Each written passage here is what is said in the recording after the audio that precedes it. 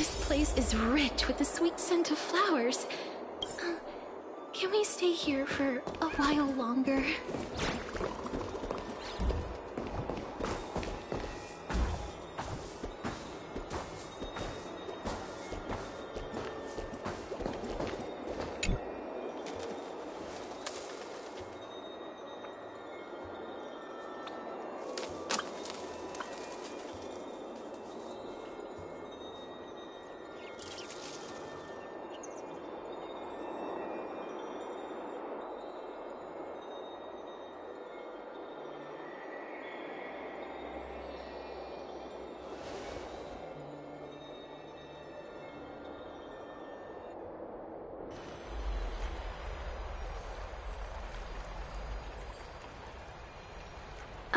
It's you, Cass.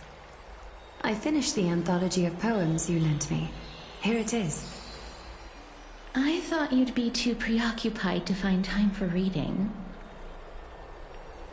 Precisely because of these obligations, I felt compelled to read it swiftly. Wouldn't all these preoccupations slow your pace?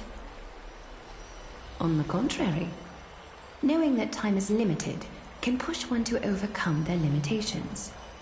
The weight of these responsibilities seems to have enhanced my reading efficiency. I understand completely.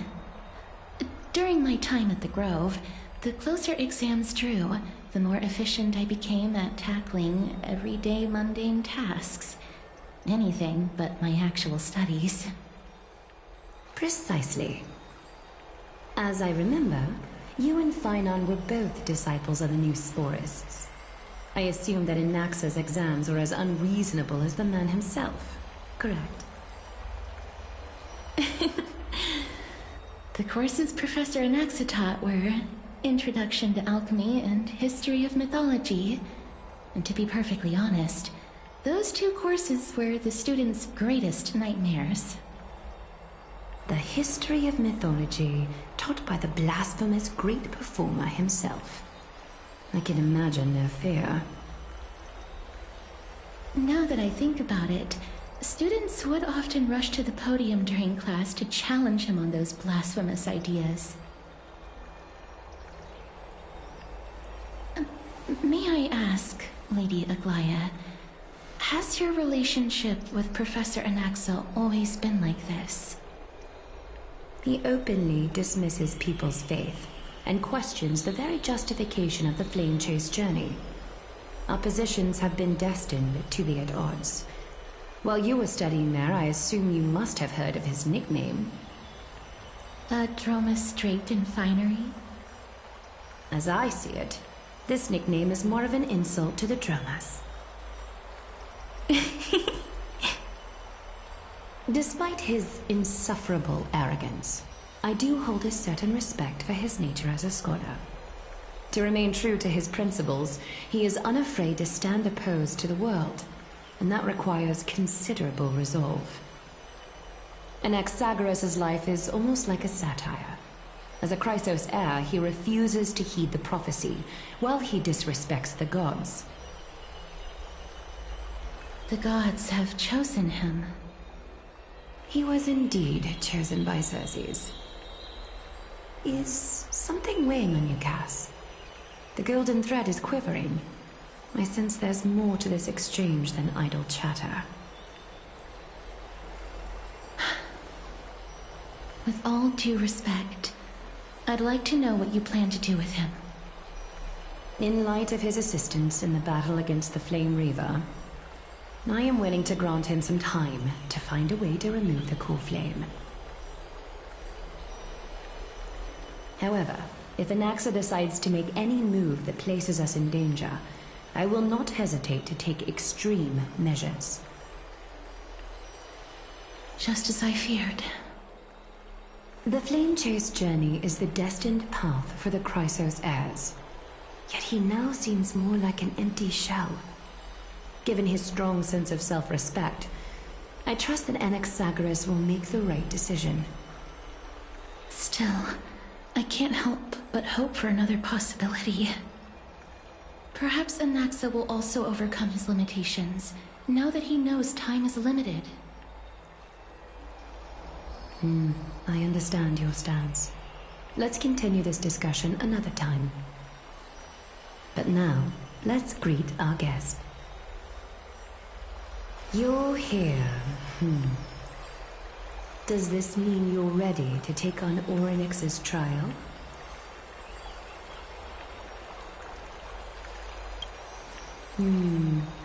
It seems that this sacred beast is just as indispensable, given their intricate ties to the Titan.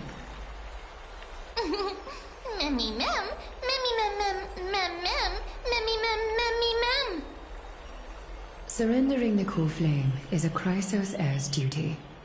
Your selfless assistance is deeply appreciated. However, I urge you to carefully consider the risks of accepting the trial. Becoming a demigod means forsaking your humanity. You will inherit Orynyx's divinity and bear the time of Amphorius, all on your own. From that point onward, your fate will be forever intertwined with ours, never to be separated again, until the end of Genesis.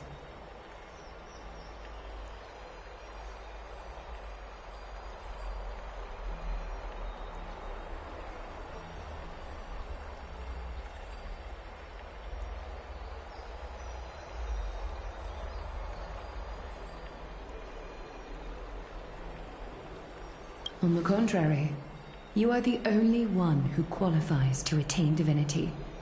Yet, for that very reason, I do not wish to pressure you.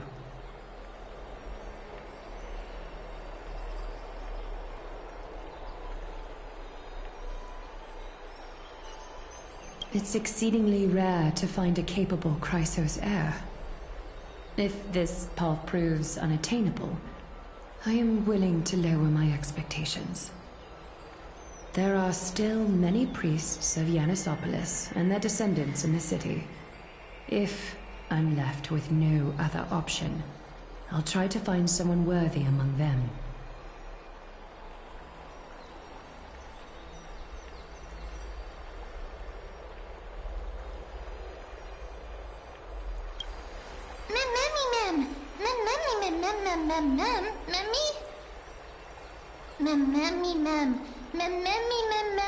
Hero. Memmy mem mem mem mem mem mem mem mem. Memmy mem mem mem mem mem mem mem memmy mem mem. Memmy mem mem mem mem mem mem mem mem mem. Memmy mem mem mem mem. It looks like you know that Titan rather well. Memmy mem mem. Memmy mem mem mem. Memmy mem mem mem mem. Memmy mem mem mem memmy mem mem mem. Memories that exist outside of your own experiences. I can't explain why, but I can vouch for Mem's words.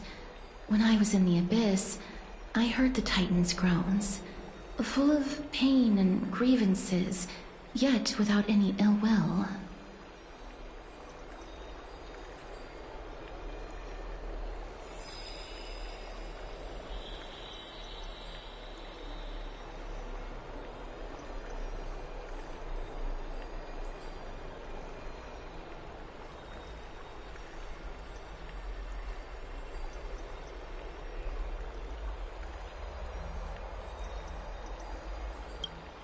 Since you've made your decision, go back to the bath chamber and get some rest. Trinem will call for you when the ceremony is ready. It is difficult for me, as the guide, to absolve myself from blame for things to have progressed to this point. Time and again, you have risen to the occasion for Akima. Nearly rewarding you with some honeydew is no longer able to express the extent of our gratitude. When the dust settles, I hope that we'll have the chance to have a long chat regarding your return journey and the curse of the sky. It's about time that we lift the taboo and discuss things openly.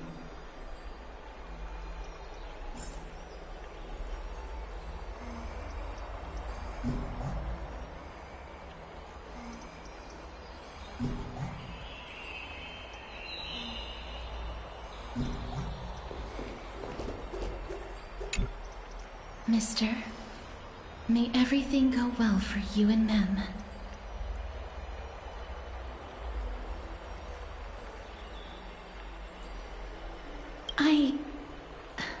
It's nothing. I only came to discuss some matters with Lady Aglaya. Previously, I lent her an anthology of poems that Lady Trianne had gifted to me. Tracing back, this anthology was something left for Lady Trianne by a bard before their passing. Although personal properties should be cleared out once their owner has passed on, Lady Trianne gave this book to me since she knew how much I like to read.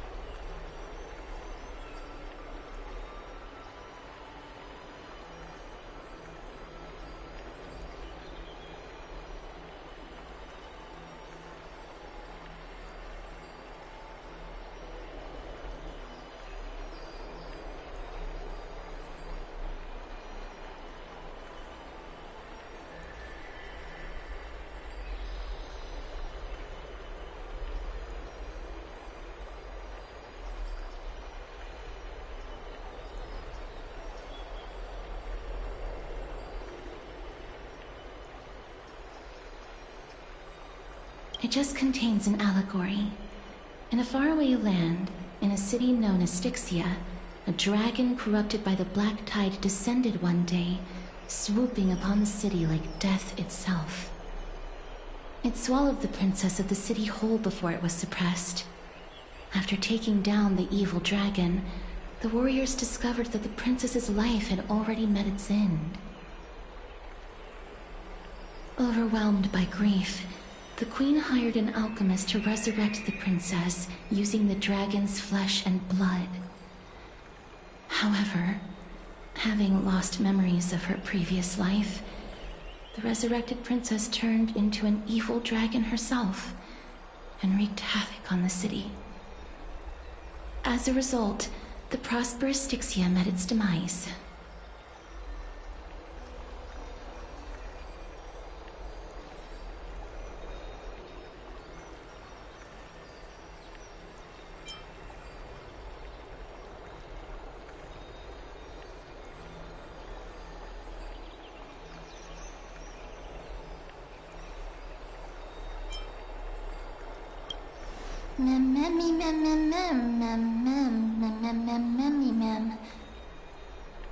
The author of this book is Archepia, a wandering bard who traveled to many cities. Among the things she left behind are poems, dictionaries, and many tragicomedy scripts. She even clearly underlined and took notes in books that covered myths with her elegant handwriting. While flipping through these books, I felt like I was afforded a glimpse into the life of Archepia. It felt just like I was traveling with someone that I'd never met before. It was as if she had yet to pass on and was still alive.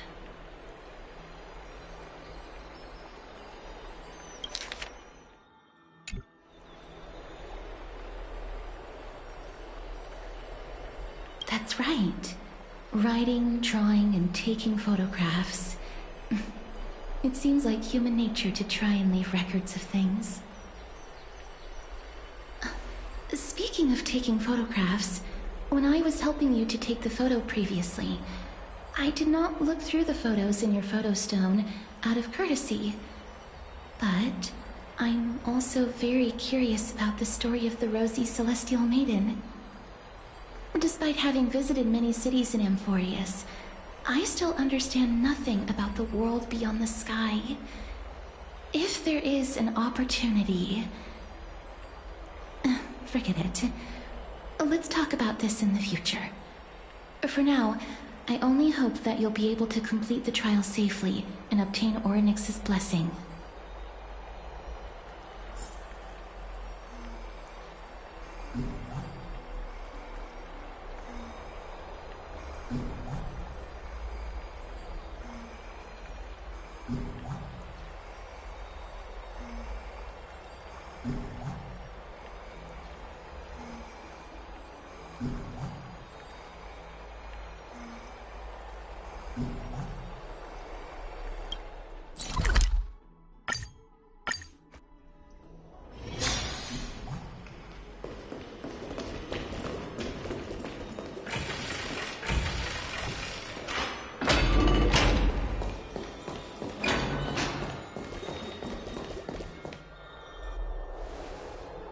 That's right.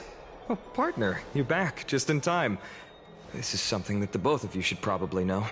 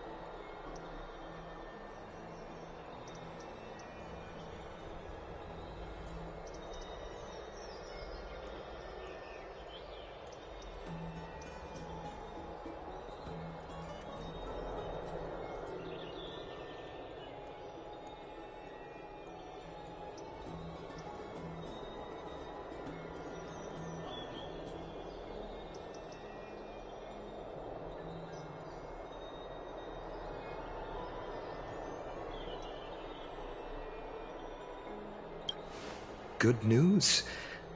I wouldn't call it that.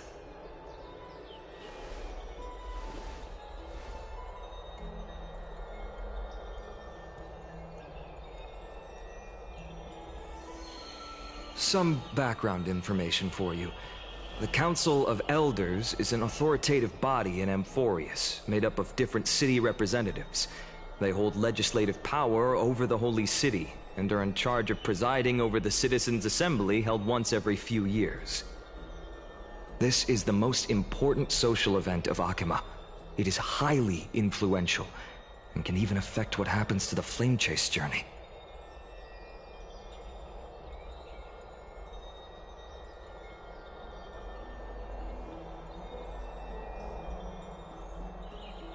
Despite her vision and wisdom that spans across thousands of years, even she cannot win over the hearts of everyone.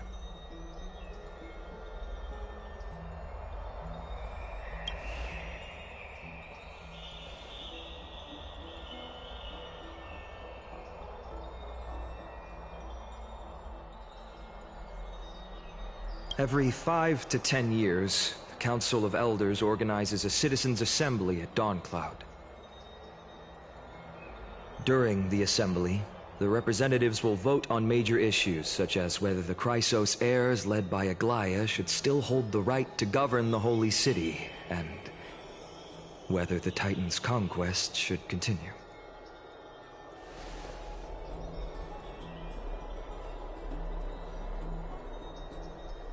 That is correct. However, the problem lies in the fact that there are ill-intentioned extremists in the Council of Elders. They view the Citizens' Assembly as a way to restrain the Chrysos heirs and hope to take complete control over the flame-chased journey. We can refer to them as the opposition.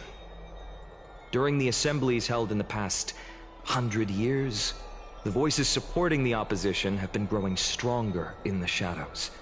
It's only thanks to Aglaia that the flame-chased journey has been able to continue to this day. The Citizens' Assembly is just around the corner, but this time, there seems to be a new variable to the situation.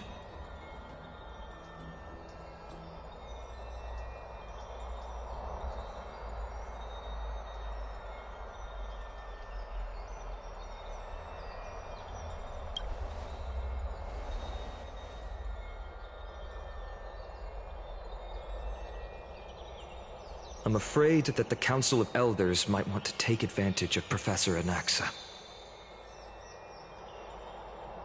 Aglaia will surely take back Cersei's core flame, but with Anaxa's current condition, it's so unique that nobody knows how taking the core flame away from him will affect him. He has always been someone that is only concerned about his own research. I'm certain that he must want to escape from the monitoring of the Golden Thread and protect himself. If the opposition were to offer an olive branch at this time...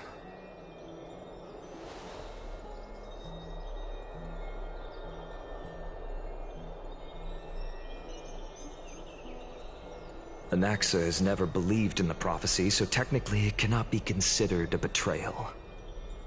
However, he has taught many Chrysos heirs, and has long been considered an important ally of Akuma. I truly do not wish to see comrades turning on one another.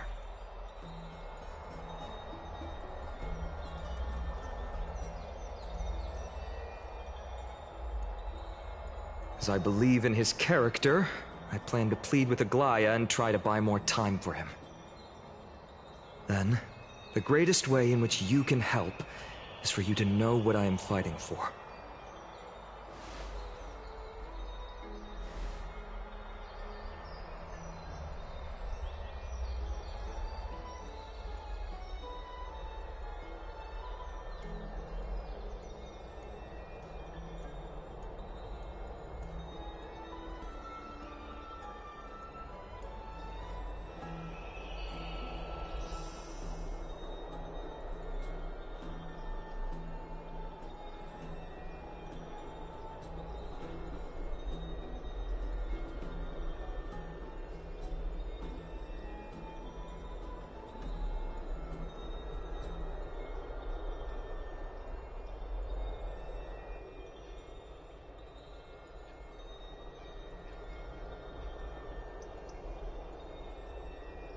Allow me to apologize for the fact that we always seem to be troubling you.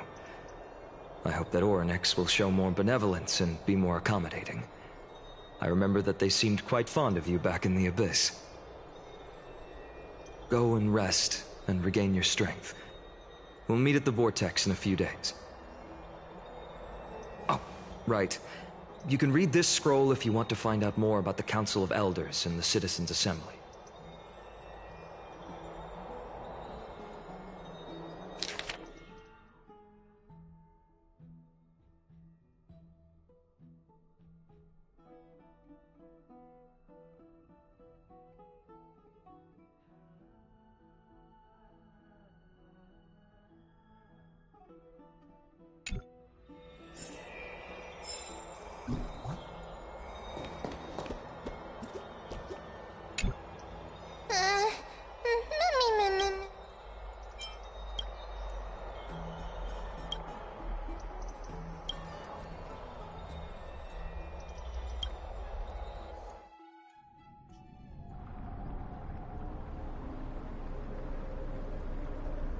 Esteemed one, Orynyx's vacant totem awaits.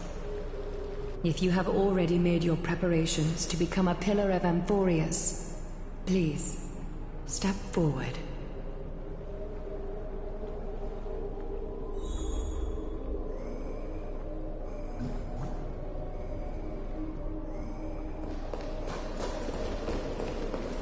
Little Grey and Mem, thank you. Your resolves cannot be questioned. We praise your pure selflessness and courage. May Kefali light your path forward. Get ready to assume Orynyx's divinity, Trailblazer.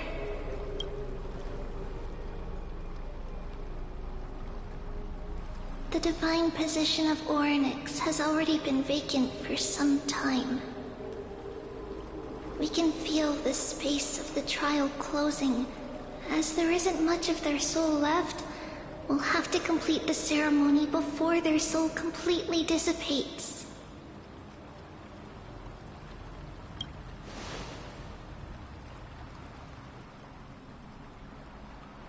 The 8th core flame coveted by the miracle that once belonged to the great Veil of Evernight, Orynyx.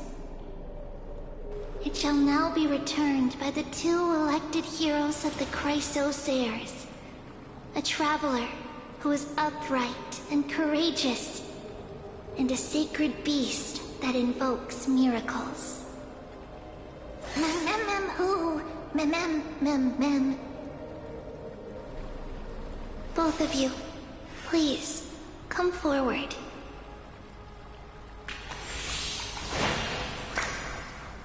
Recite along with us.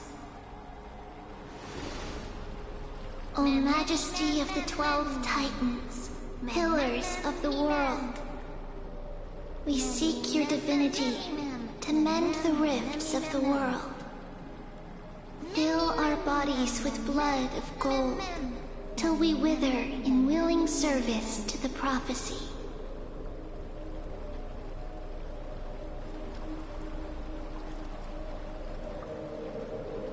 These are just words meant to make the prayer seem more solemn. Please, focus.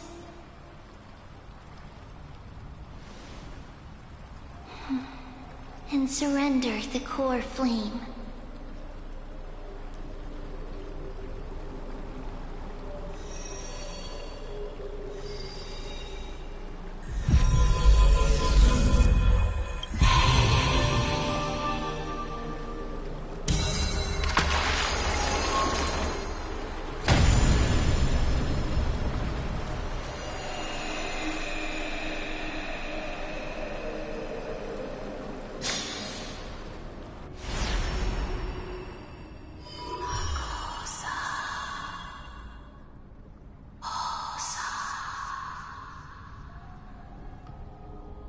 Orynyx.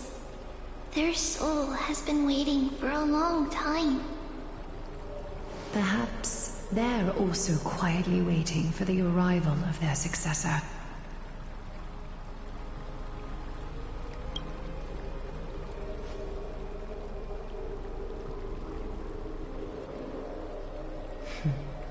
The last time I heard this, things didn't turn out that well. Don't worry, Aglaya. He's tougher than I am, right?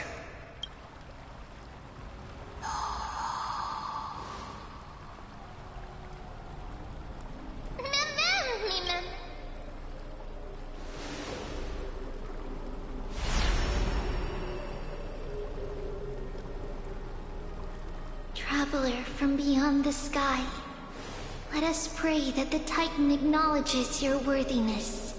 Although he loves cracking jokes at inopportune times, his determination is as strong as the Chrysosairs. He will definitely succeed. While he's away, I would like to have a chat with you, Aglaya. Speak. I'm listening.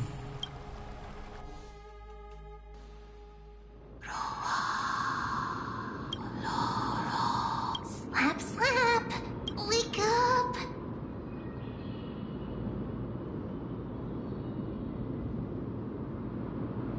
is it? How do you feel? That's right! Look! I don't know what happened, but I'm able to talk! Testing, 1, 2, 3. Testing, 1, 2, 3. I have such a cute voice! It must be because of all the memories that I collected. They allowed me to grow beyond expectations. Also, listen. The words of the Titan are becoming clearer. Mother, it hurts. Have I finally reached the end? Are the years of isolation coming to an end? Onyx. Oh, how heartbreaking. Ever since the figure draped in the black cloak robbed them of their core flame, they have been relegated to waiting in isolation in such a confined space. We are going to help alleviate their pain, right? Memories broken. Mother, where? Mother? Who are they calling out for?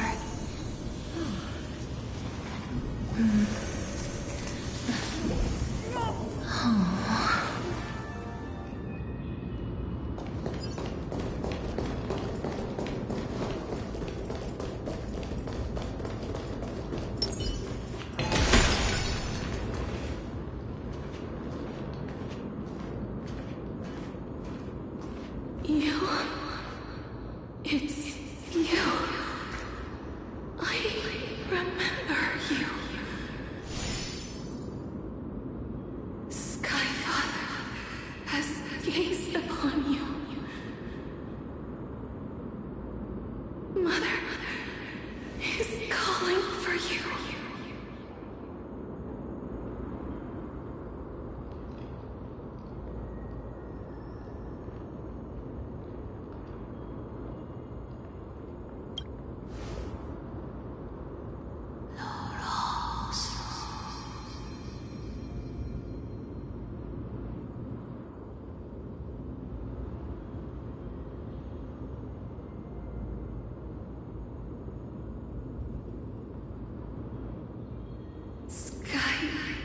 Father has chosen you.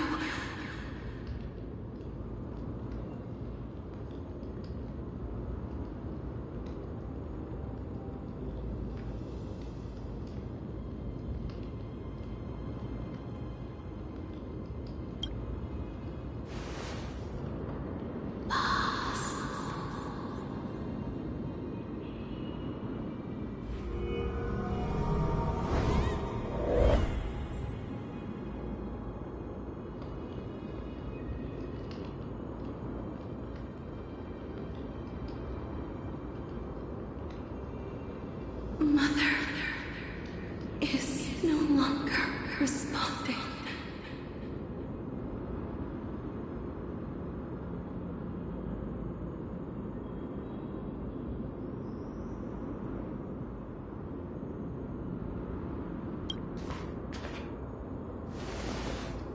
Something important. An important matter. Onyx, listen to me. Aren't you tired? Throughout the long years, you have always been protecting the fate of Amphorius. Each time people draw strength from within their memories, every single ripple falls onto your shoulders.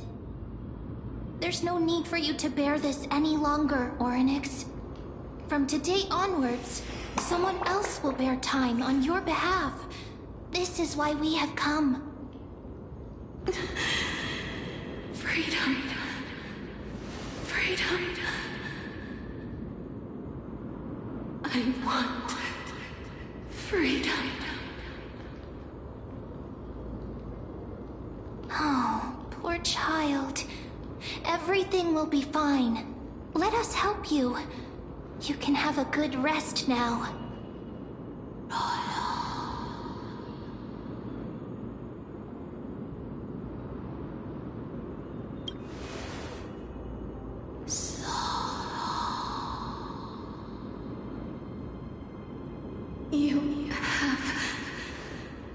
potential, strength,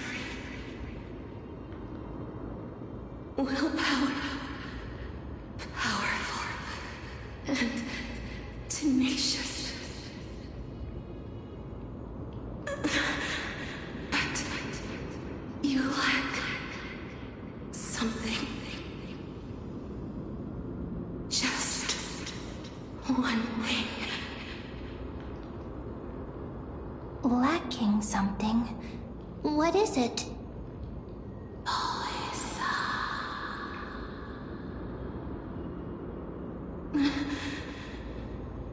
What you lack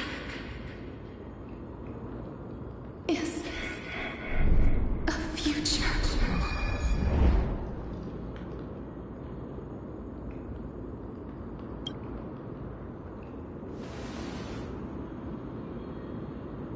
Future? Traveler from the sky, you should have dissipated already. The gaze from the Sky Father stabilize your form. Because from the moment you crossed the sky, your life was cast away. Right now, you are simply a collection of walking memories. What? How is that possible?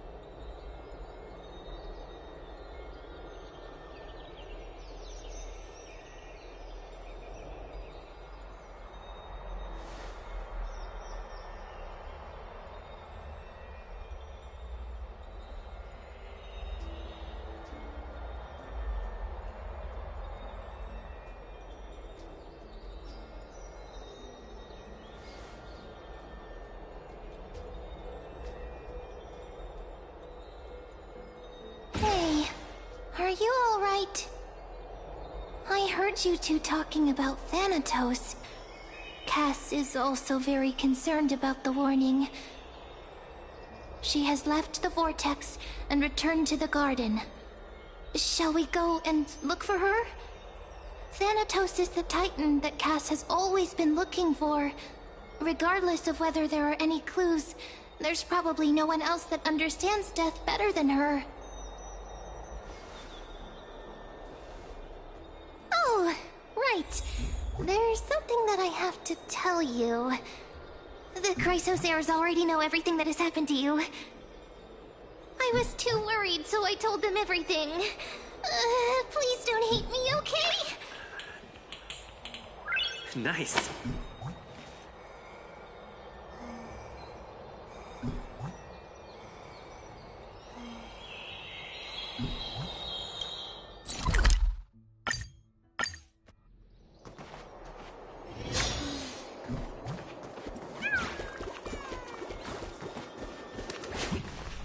Mister, I'm right here.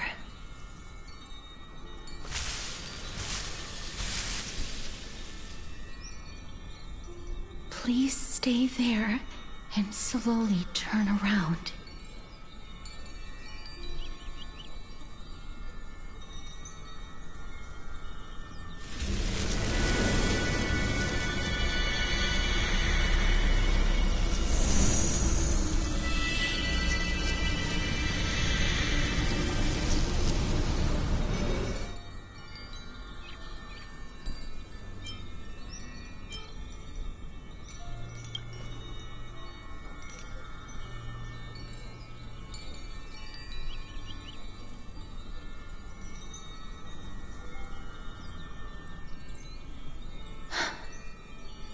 Please pardon me.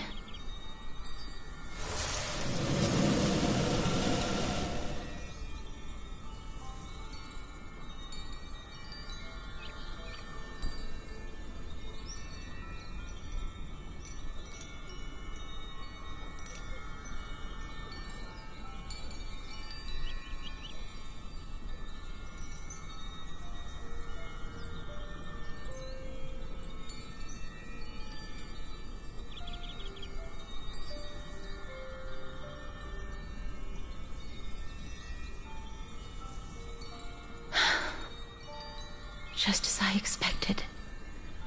I cannot feel anything.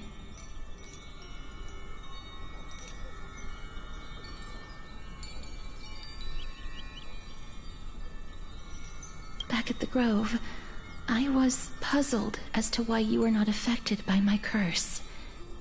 I thought that it might have been the special ability of a traveler from beyond the sky. Never did I expect that this would be the true reason. I'm sorry. I should have noticed that something was amiss earlier.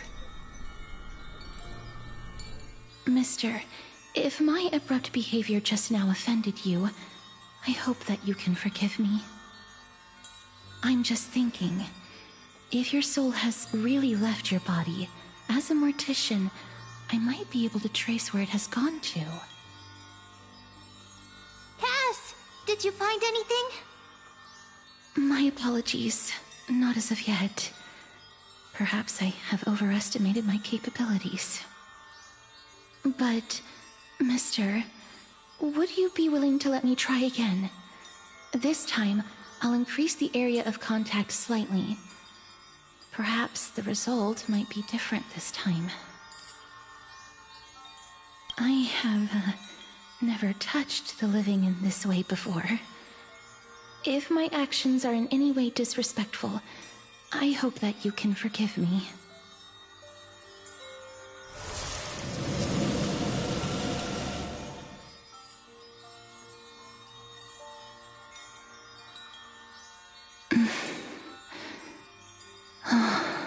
Yes.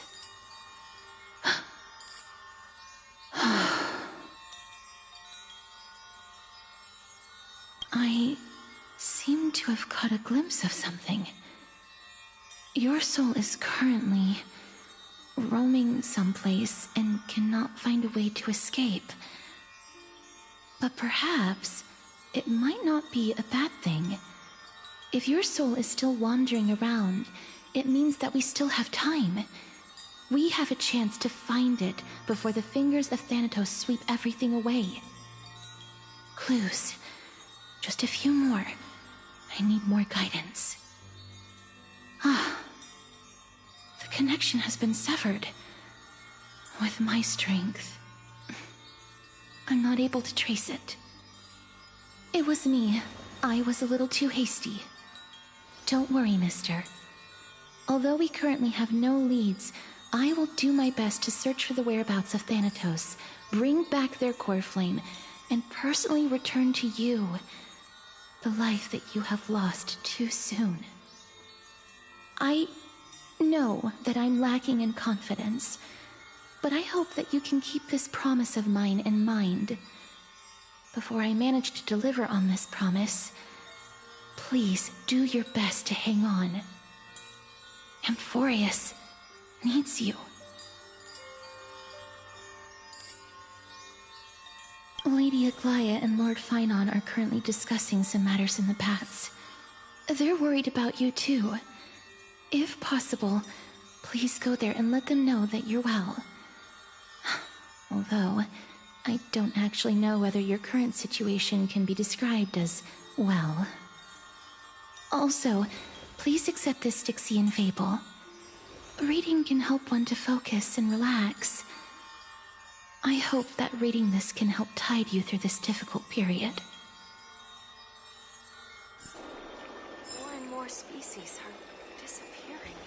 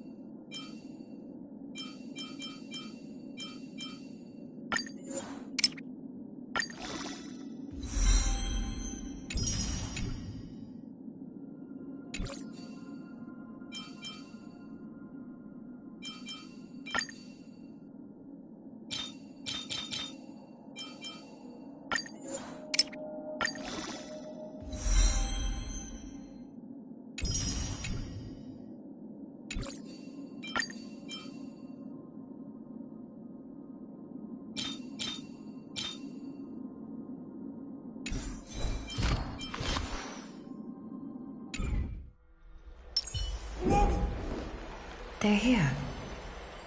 That partner! Hyacinth said you definitely wake up. How do you feel?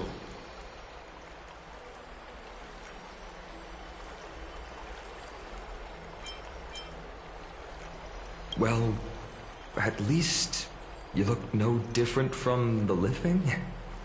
I think that most living people don't even look as good as you do.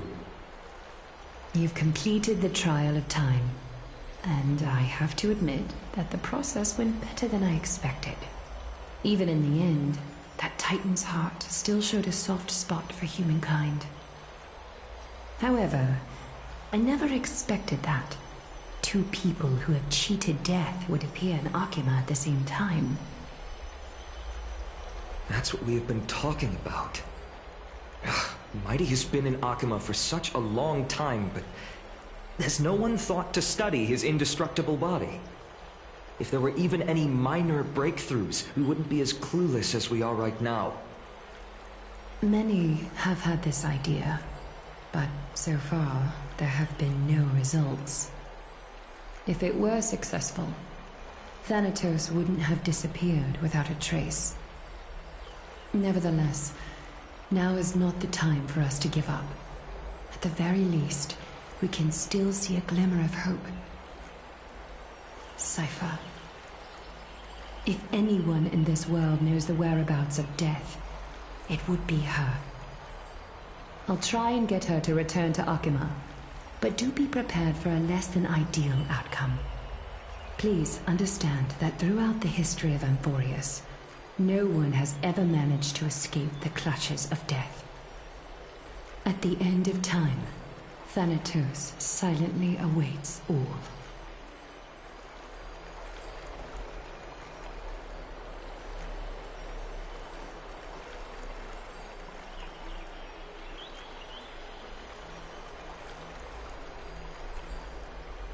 It is my duty. We too require you to bear the divine position of time. But before that, just... What's wrong, Aglaya? Omens always come in pairs.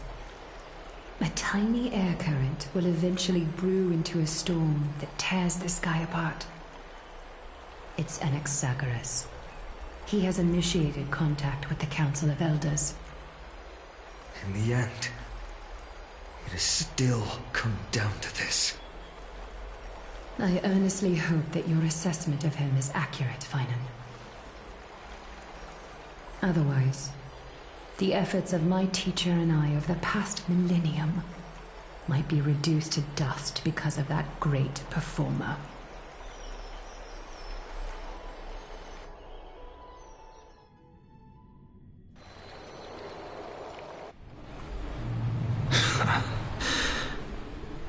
I'm back here again.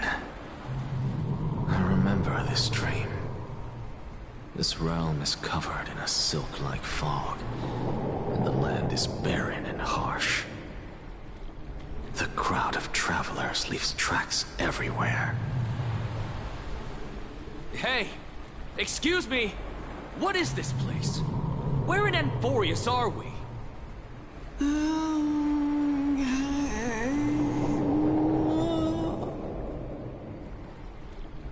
The mutters of the traveler are in a language I'm unable to comprehend. Or perhaps they're just distracted and ignored my question. Tell me, which Titan reigns over this land? And how do I find them?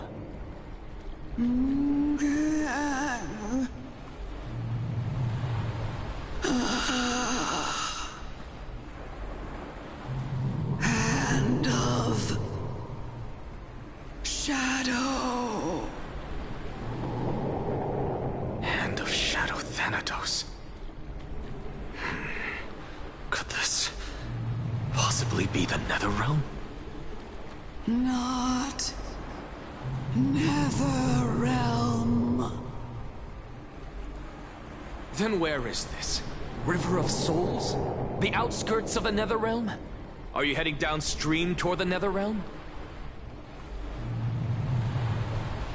The Netherrealm. Nothing but an illusion. Titan rejects you, me. Listen.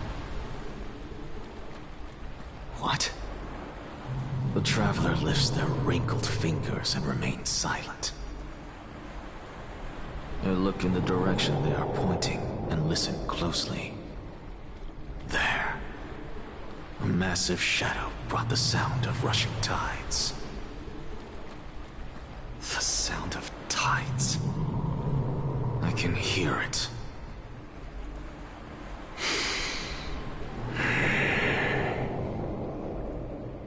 I hear it, deep within the tides, beyond the closed gates of the Void World. A voice, about to recount something. Child of humanity, is it death's embrace you yearn for with such urgency?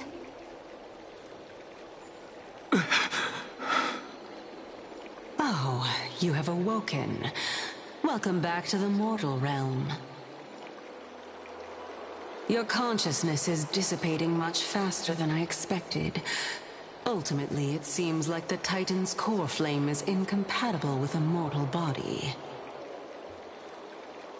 How much longer can my consciousness remain in the mortal realm? In my estimation, at best, you'll see 15 more entry hours. 15 days and nights. What is it? Are you finally starting to become attached to the mortal world now? On the contrary, 15 days feels a little too long for solving a singular problem.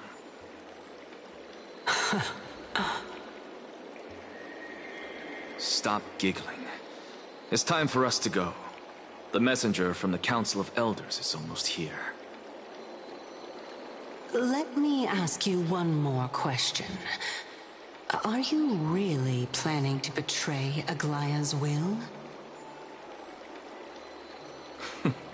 What betrayal is there to speak of when I was never loyal to her to begin with? What about that white-haired student of yours? Acting so recklessly, do you not care about what might happen to him? There will be a price to pay for blind faith. This is also a lesson for Finan.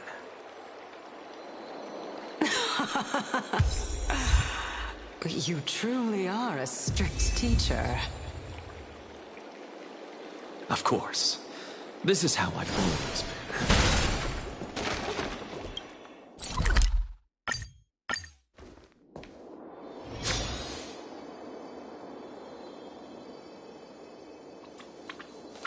Sorry to keep you waiting, Lord Inexagorous.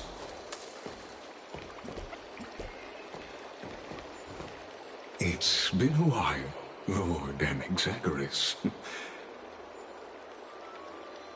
I greet you on behalf of all the citizens of Akima, and express my deepest regret about what happened at the Grove of Epiphany.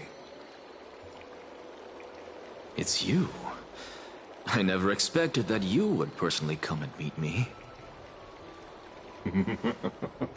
By carefully into Lantern above, I have come as a testament to the justice of the Council of Elders. There are Anti-Catherans here? They have been a rare sight ever since the Chrysos War. I extend to you my utmost respect, revered Titan. I am Lycurgus, though you may call me Lygus, holding an honorary position within the Council of Elders in Akima, and as the Theoros, I stand to protect the right of all upright citizens to express themselves freely.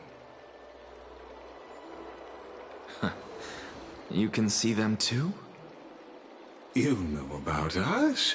We Antikytherians perceive the world through the amplitude and frequency of souls. Just as I am conscious that Lady Aglaya is secretly listening in on our private meeting from afar, if necessary, Lord Anaxagoras, I can sever the golden thread to protect your fundamental rights. The demigod should know better, for such is her station. Spare those poor threats, and just let her listen to my words. They shall serve only to unveil her own folly. May I interpret this as you having a countermeasure? I need not any plan, because she can do nothing other than petty espionage. As the Citizens' Assembly approaches, and with Orynyx's fall, any attempt to capture the core flame within me will only usher chaos and calamity. A truth she undoubtedly comprehends. While I, Anaxagoras, serving as the Grove's special envoy to Akima's Citizens' Assembly, have long known the extent of your abilities. Let's forego the formality of asserting authority, Lord Lygus. Lead the way. Very well. Surely Lady Kindness would appreciate such assertiveness in an ally.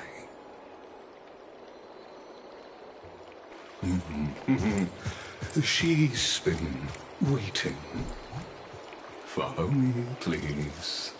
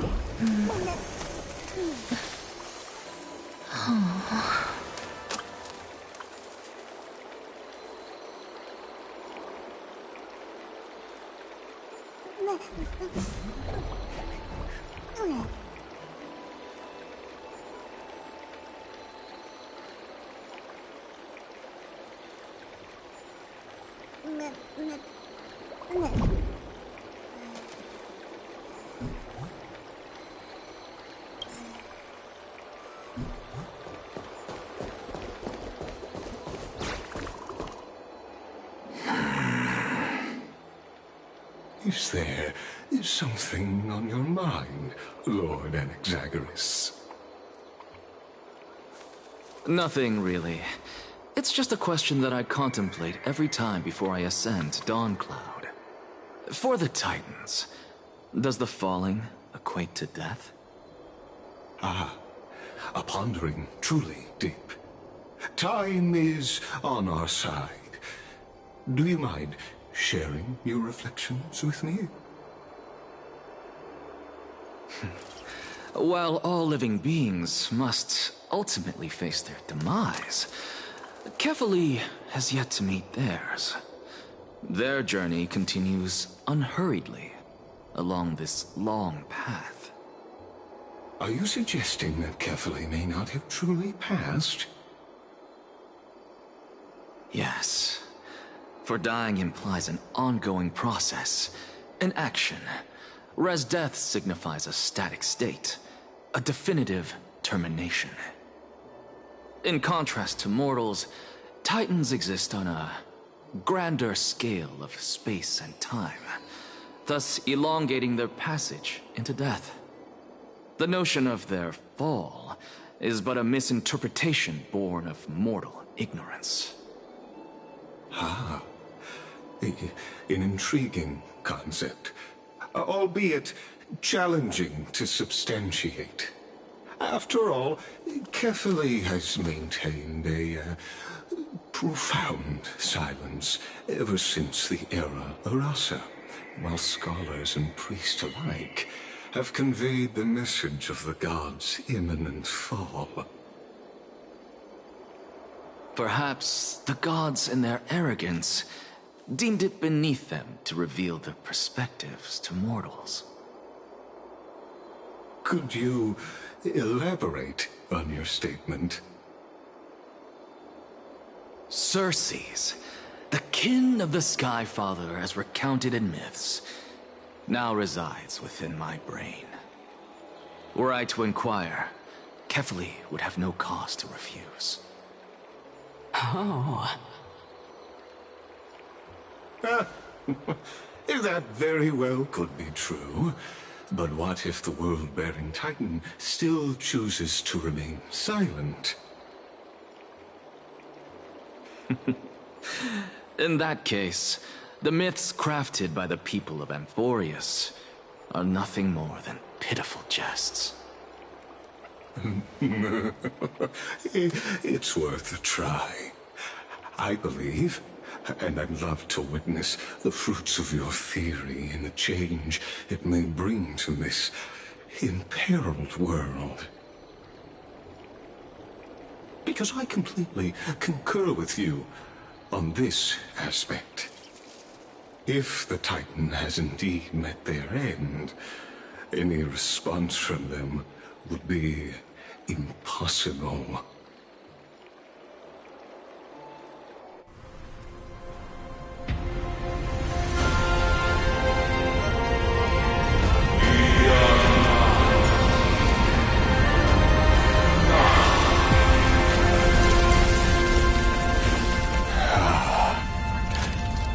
Please, Professor.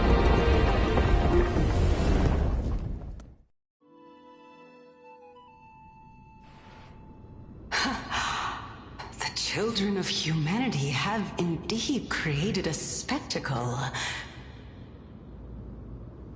Welcome to Dawncloud. The atmosphere here carries a greater sense of solemnity than the mundane clamor of the Marmorial Palace, with entry permitted only to the invited. Only esteemed beings grace this place, and among them I've received priests, scholars, warriors, and Now, we even have the honor to be in the presence of a Titan. Oh, what a joyous occasion. Once deemed a blasphemer, now a surrogate for revered divinity. The honor should rightfully be mine, shouldn't it? I'll notify Kindness and the others of your arrival. Kindly wait for a moment. A soldier will be here to guide you shortly. In the meanwhile, you're welcome to explore the vicinity, but kindly remain within the guard's view. Delaying the crucial meeting is something none of us wish to see, I presume. I'm well aware of Kindness's methods. There's no need to emphasize that. As you wish. Your cooperation is much appreciated.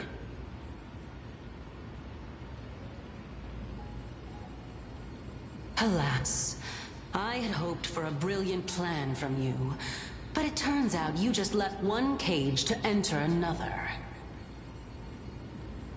Save your concerns. I know very well what I'm doing. I shall depart to explore the surroundings then.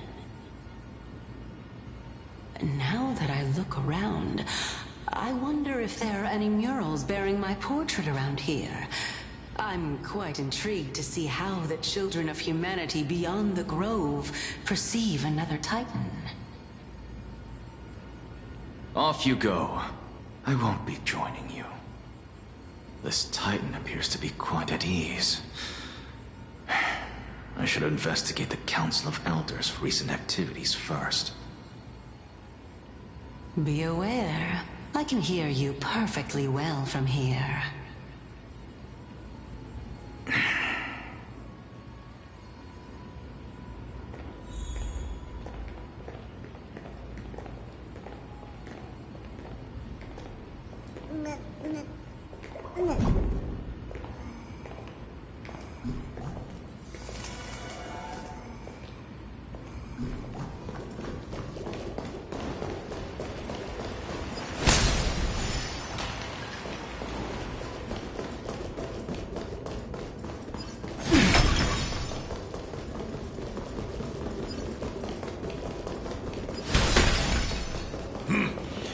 Even blasphemous scholars can come here, it seems.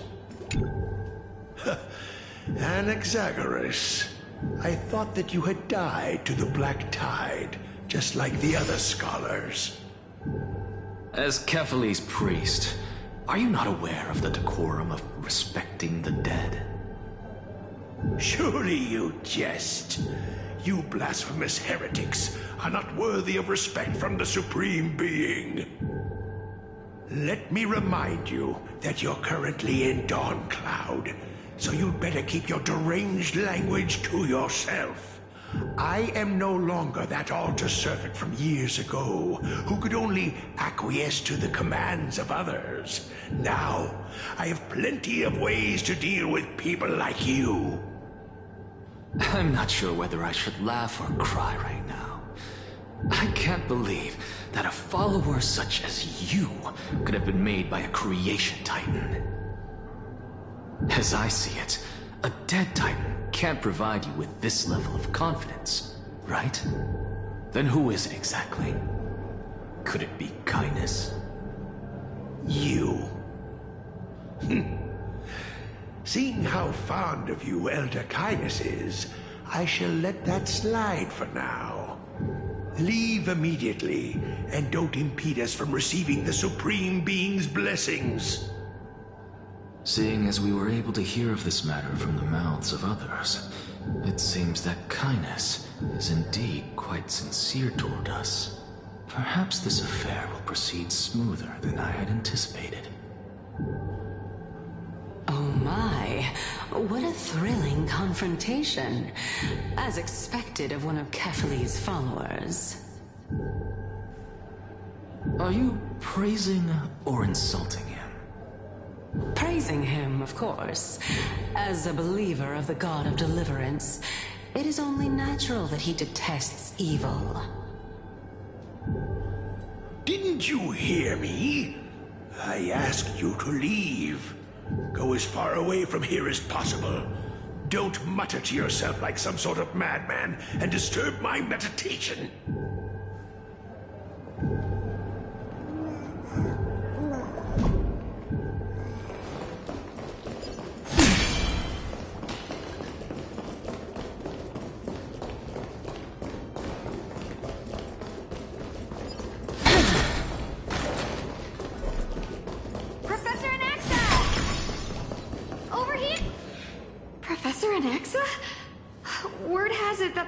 Of the Grove valiantly perished resisting the Black Tide. To find you here safe and sound, thank the Fates. You could say it's the Fates toying with us. It's only the Crimnoans and Idonians who chase glory through death. But your survival is a victory in itself. I'd settle for that gladly. So, are you here to report the incident to the Council? I heard that after the Black Tide devoured the Grove, Akuma would be next in line, even with the demigod of strife standing alongside humankind. Tell me, how much does the Council of Elders know about the Black Tide? Once Kynus and her followers learned of Circe's and Orynyx's fall, they proclaimed in the Council that the Flame Chasers could no longer stand against the calamity alone. Yet, when the Crown Prince ascended to godhood and repelled the Black Tide, she immediately altered her tune, declaring that all was resolved beyond Akuma, with the only remaining menace now being Aglaya and her adherents. They might well make their move at the upcoming Citizens' Assembly. No surprises there, those shifty opportunists. Thank you for your honesty, virtuous student.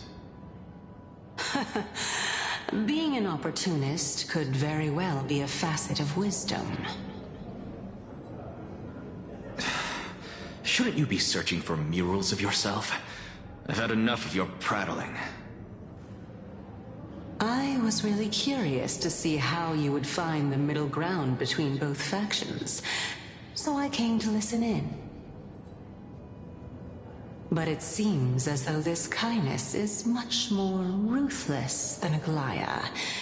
If so, why do you want to work with her? Could it be that perhaps you've decided to readily surrender this hollow shell of yours, just because you feel like death is fast approaching? I'm afraid you'll be sorely disappointed if that's what you truly think. I've had enough of this. Could the 15th entry hour arrive any faster?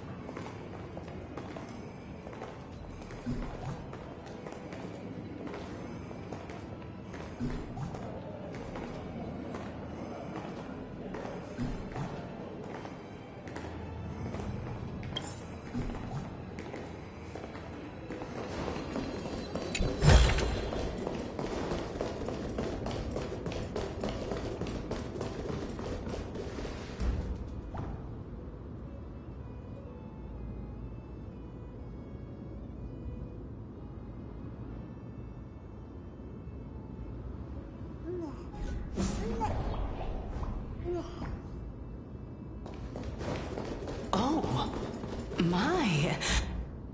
Every plant, every tendril, no, even every leaf could be the embodiment of Circe's. As a result, mere mortals who did not know what the Titan actually looked like chose to paint them as a giant tree instead. Their wisdom was portrayed as fruit, to symbolize how they shared their knowledge equally among the masses. Such exquisiteness indeed. This mural is quite abstract. I really can't tell whether you are praising or demeaning yourself. Now I'm quite curious whether the Reason Titan has studied figures of speech before. Of course I find such stylistic devices interesting. For all we know, this could be the answer to the question, what exactly are we? I, for one, am not willing to admit that I could look this ugly. Was this the reason why you failed in your attempt to refine my soul when you were ambushed at the Grove? Since you are aware of this, why did you save me back then? From my perspective, this point alone was enough to separate you from the average person. How do two lunatics coexist in the same brain? Therefore, it seems that your journey to Dawnfloud this time is not just to seek protection. What, then, is the intention behind your actions? The entire plan is stored in my memory, so why don't you look there? Then don't mind if I do. 1 year old, 2 years old.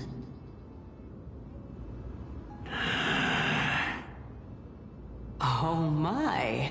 Even a member of the preeminent Seven Sages must hug his Dromastal to sleep? How interesting. That's enough. How unusual. Your soul is actually trembling. This must mean that behind this toy hides a secret that nobody knows, right? Since our days are both numbered, I don't mind telling you more about it. This is a present that my sister gave to me. It's a doll that was made to look like our family pet. So there are other members in your family, eh? Are they also living in Akama? Don't you just love to pick through my brain? Go on, continue flipping through my memories. It won't take long. You'll discover the answer when you reach the memories of when I was 5. Oh, the black tide is everywhere. I can't bear to look. When I was young, I couldn't accept this outcome either. Georios, Aquila, Kefali, and you, of course. Although I prayed to every titan that I could think of for help, my efforts were ultimately futile. This...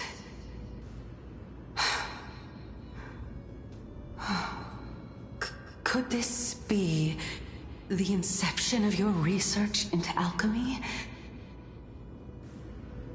Indeed it was. Everything started from that verdant courtyard of yours.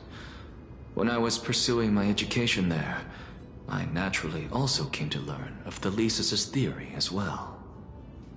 Oh, I remember that person. He was the one to come up with the concept of souls, right? Not only that, he also believed that life, as well as the composition, movement, and transformation of matter, all stem from souls themselves. This is why I thought that, since all living things stemmed from the same origin, why could I not sacrifice myself in order to resurrect my nearest and dearest? Anaxa, you... I did it, teacher! But this is absolute blasphemy! Regardless of how much freedom the Grove provides, such an act could cause you to be burned at the pyre. Your beloved, where is she now?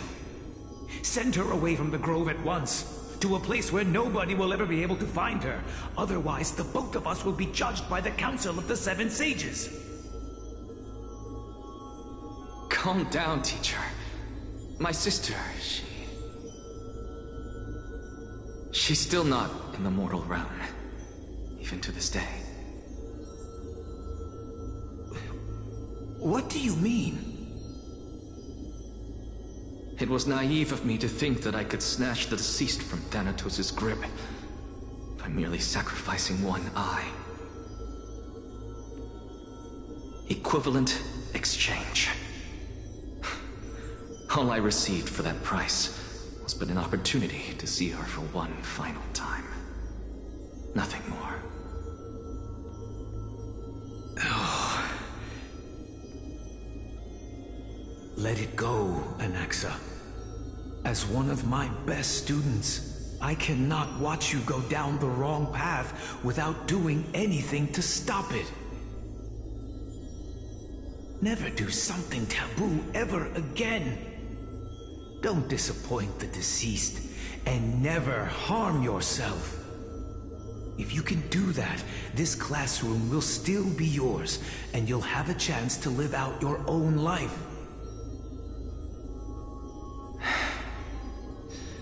Since I was able to see her one last time, I have no other desires.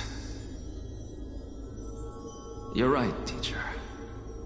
It's time for me to start a new life. I am sincerely glad for you, child. Now then, what topic would you like to study? I wish to continue Thalesis' research. Continue the research into souls, but you know that the Grove has long since understood his philosophy like the back of their hands. Even if you continue digging into this subject, your efforts will likely be futile. No, teacher. After my fleeting glimpse of the deathly fog, I finally understood a single truth. Since ancient days, our understanding of the souls is but the tip of the iceberg. I may have lost an eye, but my view of the world has become clearer than ever. I have grasped the truth with my bare hands. Watch as I turn this farcical world upside down.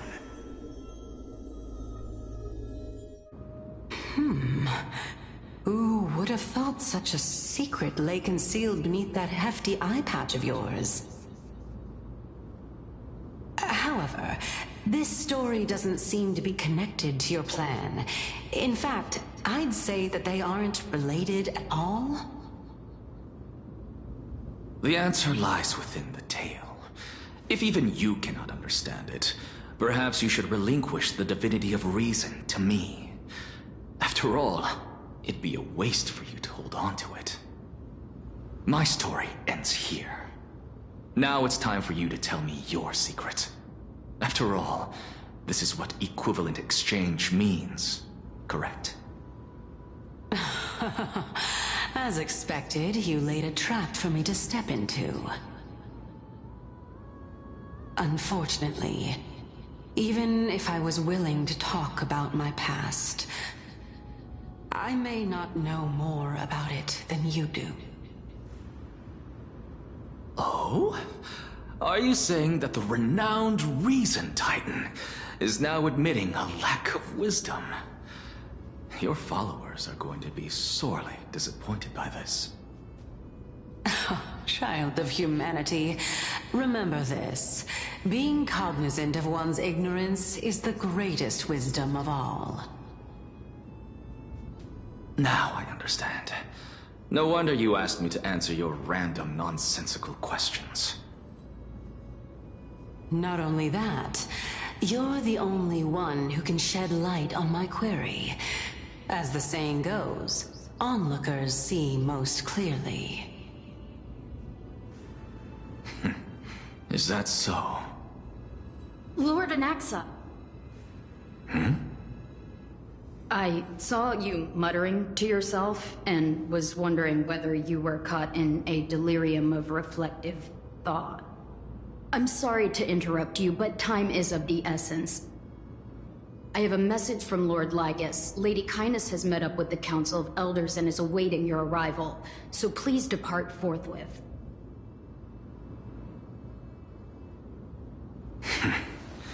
It's finally time.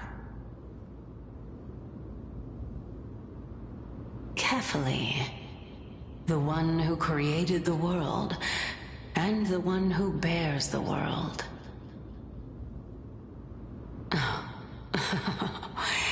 If you truly have not met your end, how will you answer the challenges of those who defy you? I didn't expect you to agree to Lady Kindness's invitation. What a wonderful turn of events. To tell you the truth, there are many people who hold grudges against that Lady Goldweaver.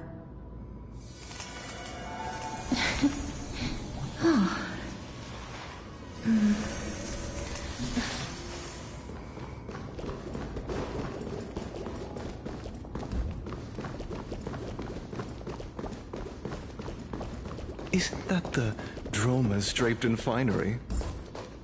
Avoid his gaze. I don't acquaint myself with blasphemers. Don't worry. He's too full of pride to pay us any attention. Your nickname is Drones as well? You must really like those creatures.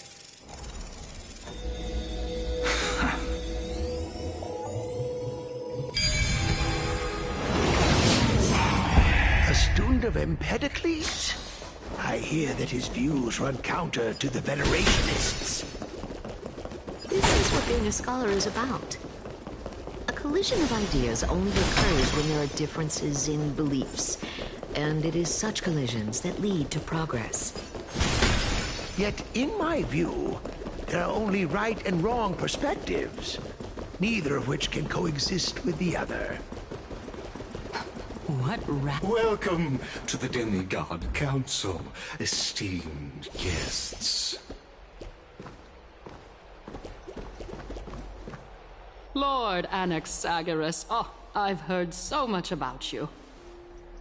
Head of the Nusporists of the Grove of Epiphany, notorious blasphemer, a Chrysos heir who bears Circe's core flame, a survivor of the Grove calamity. Did I miss anything? Well, if so, please be so kind as to enlighten me. Since Lady Kindness is already well acquainted with me, I won't waste any effort introducing myself again. But then again, perhaps the customs are different here. Back in my hometown, there is a form of etiquette known as honoring guests. The host will welcome their guest with warm hospitality by treating them to fine wine and a cozy bed. And yet, ever since I arrived, I have not been welcomed with warm courtesy or ceremonial gifts. Instead, I am met with intense scrutiny. Even more absurd, the host has sharpened their blade and instructed their servants to lie in wait in the shadows. Perhaps you intend to cut open my heart, retrieve the core flame, and then hold a grand feast for all of the guests. Everyone, stand down. Thank you for understanding. I am but a feeble scholar who is not used to the stench of avarice and blood. No need to be humble, my lord. From my perspective, your courage and gumption are worthy of the reputation of the Seven Sages. Your bravery is more than adequate to accomplish our perilous endeavor. So, you wish to start a war? Well, since the Chrysos heirs are calling for war, we will respond in kind. Conflict is inevitable. Since Aglaya endeavors to suppress the virtuous commoners with blood of gold, we will not hesitate to display the rights and metal the citizens of Akima are so entitled to. As to your question of whether peace is still a viable option, well, to that I can only say this. Everything hinges on the next citizens' assembly and whether they have a sudden epiphany amid the clamor of the masses. And since you, as a Chrysos heir, accepted our invitation, you have indeed given us a glimmer of hope. What brazen arrogance. What you're saying right now is worlds apart from what you were saying before you retired your cleaners. I don't deny it. After all, they're responsible for cleaning up any threats, and just a moment ago, you were on the side of the Chrysos heirs. But now that you're an ally of ours, we can continue talking somewhere else. As you know, these walls have ears. I was fortunate enough to have the opportunity to discuss a treatise about the Venerationists with your teacher, Empedocles. Yet, it seems you subscribe to the Nusporists instead, Lord Anaxa. I've heard that this school of thought is one with many detractors. It's normal for ideas to have supporters and dissenters, just like how there are two types of people in this world: geniuses and dimwits.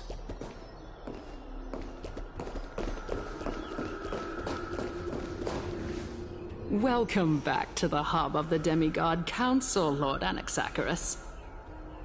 Surely you remember that countless eloquent orators have stood in this spot before and emerged victorious by stoking public sentiment with their words. And yet there have also been innumerable blasphemous philosophers who set themselves up for failure because they refused to defend their actions. This tiny stage is the most profound embodiment of Akima in centuries. In 15 days, this site shall also become the most important, as well as the final turning point in Akima's history. May the both of us carry out our duties with honor and lead the masses back toward the Erechrysia, a golden age with no death, strife, or trickery. Oh my, 15 days and nights. That aligns perfectly with the date of your demise. Could such a coincidence truly exist? Using death to prove myself fits my intentions perfectly. What strong conviction you have, as expected of the hero who dared to stand up to the Gold Weaver. As expected, she misunderstands you. That's enough, Lady Kindness. Dispense with the niceties. I only accepted your invitation so that I can serve the commoners alongside the members of the Council of Elders. Don't test my patience with such superfluous formalities. Well, you say that now, but surely you also require my aid as well, so that you can stay alive even when being pursued by the Golden Thread? You worry too much. She won't show her hand too freely, as she still needs to garner support from the masses at the Citizens' Assembly. Even someone like me can tell that only a sliver of her humanity remains. Surely you're not asserting that she will definitely act in a rational manner. As you're no doubt aware, Aglaya covets the core flame that I possess, which makes it the bargaining chip that allows me and the rest of you to negotiate with her. However, in return, I'll need the Council of Elders to support me as much as possible. Naturally, this includes the guards as well. You're well aware how valuable Circe's core flame will be in the Erechrysia that you are desperately pursuing. Talk is cheap, so you'd better act prudently as well. I understand. After all, this battle of wits is just a means for each party to acquire what they need. As long as your request is reasonable, the Council of Elders never shortchanges its allies. Since we're both intent on mutual cooperation, let's not mince words and just speak plainly to each other. Let us decide how much we can secure for ourselves and how much we're willing to sacrifice, like true philosophers, with our words and wisdom.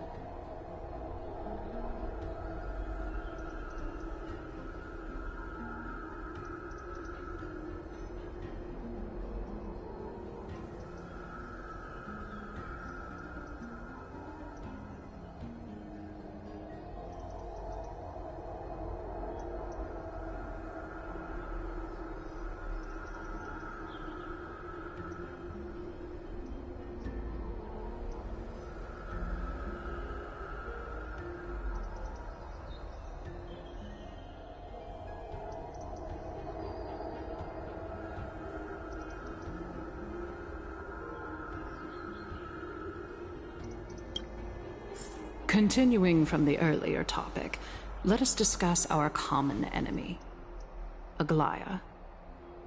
She is the second most experienced Chrysos heir across the whole of Akama, who has gradually lost her humanity to the ravages of time and the ablation of the core flame. A formidable opponent indeed. Admittedly, there is ample reason for her to take your life. Yet your previous reasoning is quite sound. As a seasoned political animal, it's unclear whether she will actually cross that irreversible boundary. Moreover, she still needs you alive so that the Titan's trial can be completed. Is there anyone present who can swear by the sacred vow of Kefali and guarantee that you weren't in league with that woman before coming here? Are you just trying to pull the wool over our eyes and aid her in her savagery?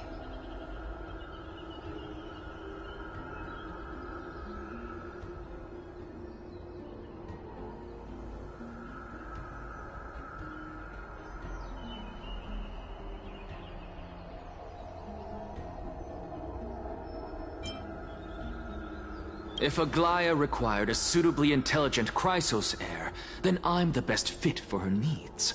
However, it's quite evident that she has no need for a Chrysos heir who could break free of her control at any time. Since I believe in neither Titans nor the prophecy, there's no way that I would willingly walk on the path that she extols. Given how rigorously she enforces her principles, how would she ever accept a heretic such as me? I understand what you mean. At the very least, the both of us agree that this tyrant who wallows in extravagance and greed is the greatest threat to achieving peace in Akama. The Council of Elders is willing to defend your right to live, just as we defend every oppressed citizen. However, I regret to say that sentiments in favor of the Chrysos heirs and Aglaia are only growing in magnitude. The peace that we are aspiring toward, as well as everything that we hold dear, will be destroyed completely. The city will be burned to ashes, and the citizens' blood will be shed. Tell me, what are you willing to do for our esteemed citizens so that they can vanquish the enemies of our fine city?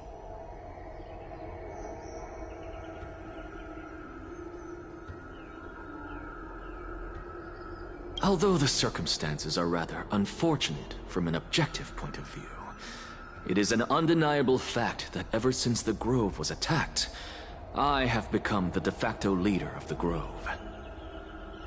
The Council of Elders needs more backing if it wishes to topple Aglaia, and it's evident that the Academy wields considerable influence. At the very least, I have served as the Grove's special envoy to Akama for a significant amount of time. Of course, this also means that I will hold a crucial vote at the Citizens' Assembly. In the name of Kefali, Akama thanks you for your sincere and valuable thoughts. At this stage, it's clear that you and I understand the benefits to be won from this discussion. Let me put it plainly. The Council of Elders has always been renowned for its fairness, and that fairness is built on a foundation of sincerity.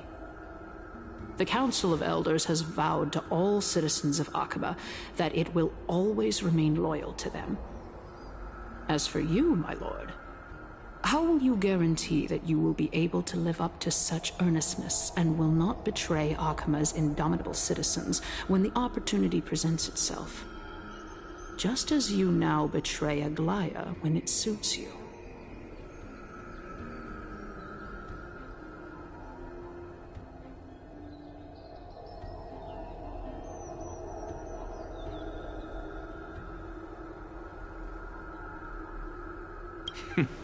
Surely you jest. My loyalty does not need to be proven.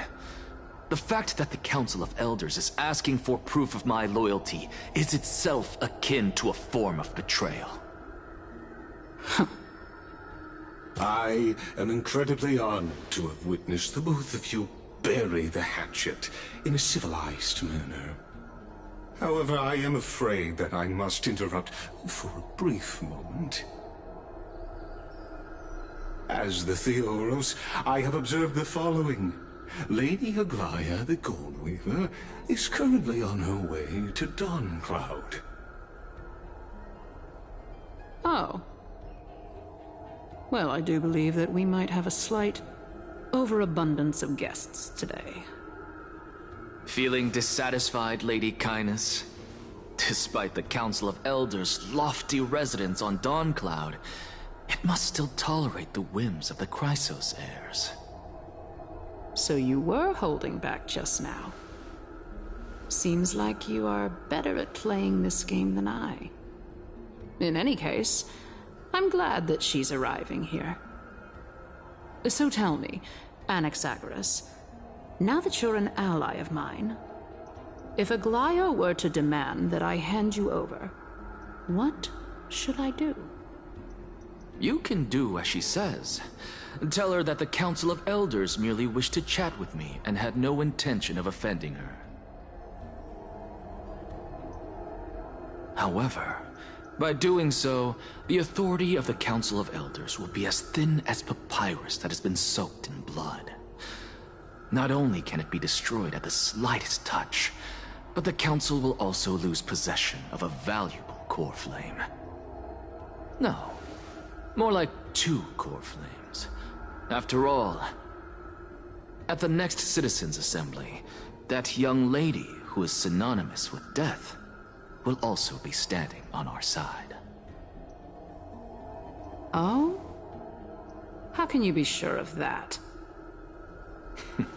Is that of importance to you? All you need to know is that I have a plan.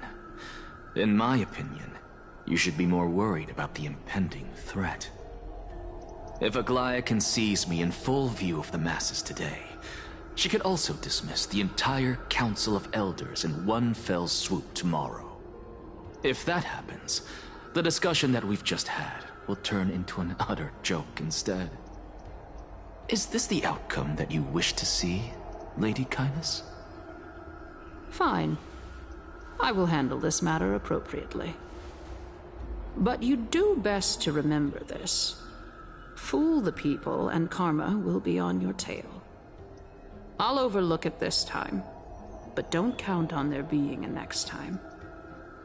Unless, of course, you crave cruel punishment and consider suffering the perfect state to ponder the true nature of souls.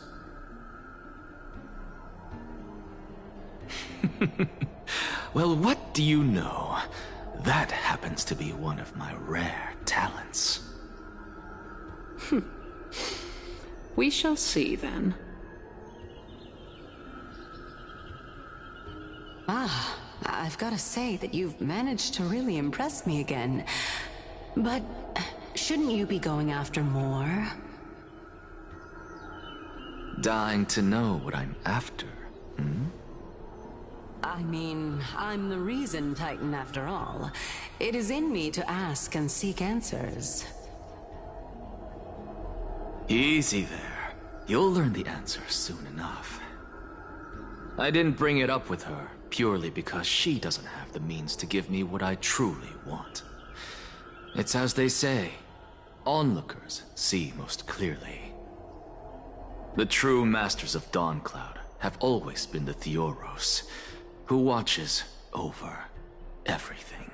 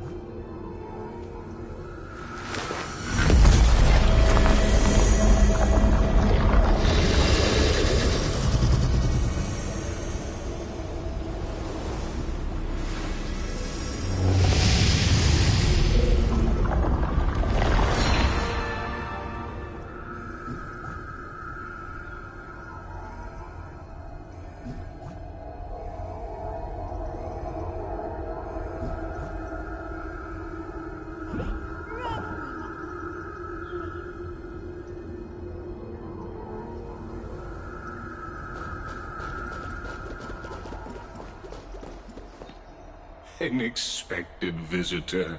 You know, you could actually skip all the pointless debate and come straight to me to seek an audience with Kefali.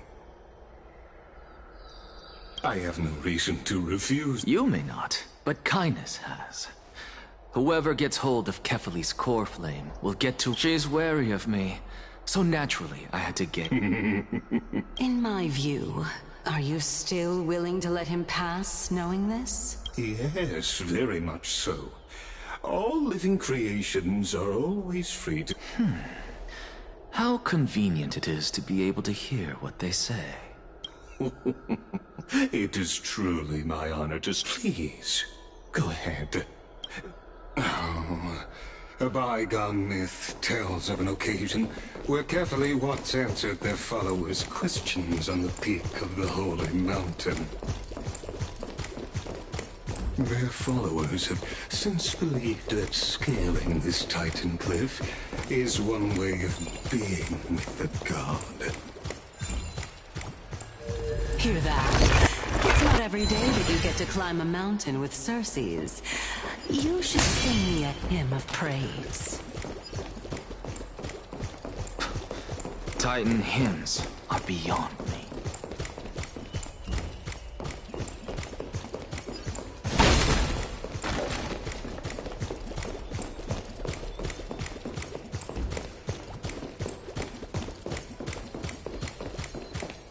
Go on ahead. Take this Yanis shortcut, and the long pilgrimage stairway will be waiting for you at its end. I have to admit, I never expected you to not ask me anything. Not even my motive. Because I know very well what it is you are after. As the saying goes, a gentleman helps others achieve their goals. I have a feeling that your theory will be validated at the end of this journey. I believe Kefali will not deprive you of your right to ask your question, especially now that you're on the brink of death. You must be closer to Kefali than anyone else. Wouldn't you agree? I hope things go as you say, then. Putting a child of justice into a farcical world is bound to turn it upside down. It is my hope that you bring a much-needed change to this world which is on the brink of destruction.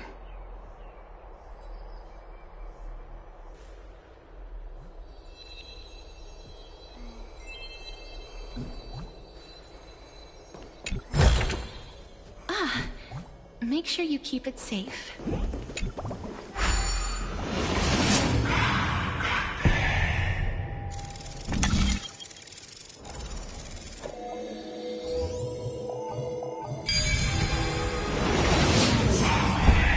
Honestly, this is my first time going up to... What a splendid view.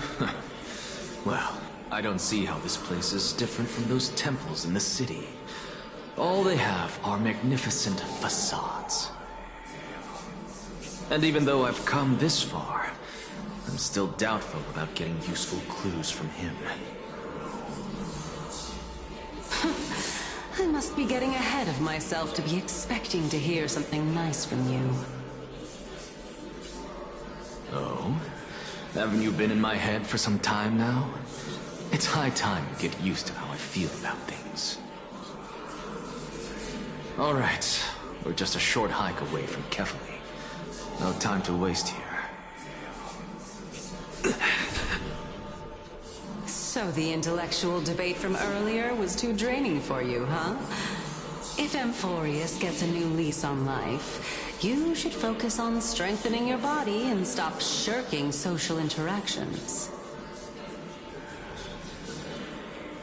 Save your concern. The Titan is in sight. Can you make it? Why? Are you going to carry me up if I were to fall now? I know how far I can go, so just hold your tongue and come along. Fine then. I guess I won't say any more. I'll just wait till your soul dissipates completely to gain control over your body.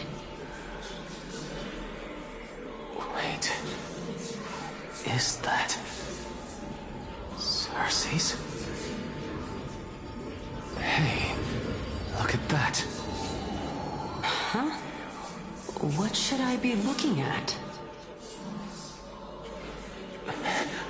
Am I hallucinating? Or do we even get to see souls who are close to dying?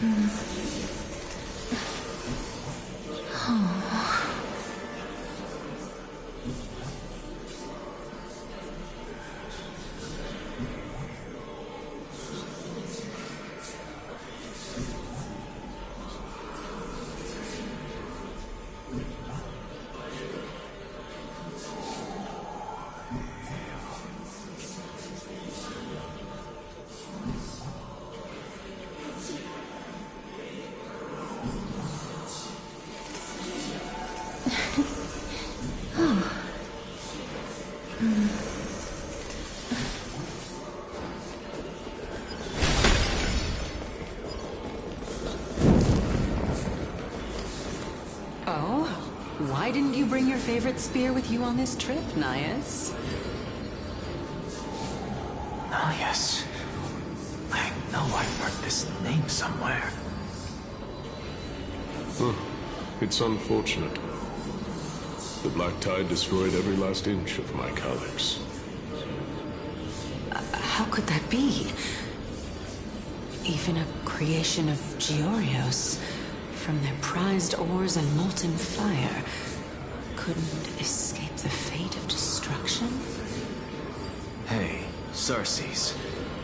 Do you know a certain Nias? Nias? No, not that I remember. How did you even think up such a strange name? I just saw him. Nias. A warrior-like figure who was just chatting with you here. No, I have no such memory. Could you be hallucinating?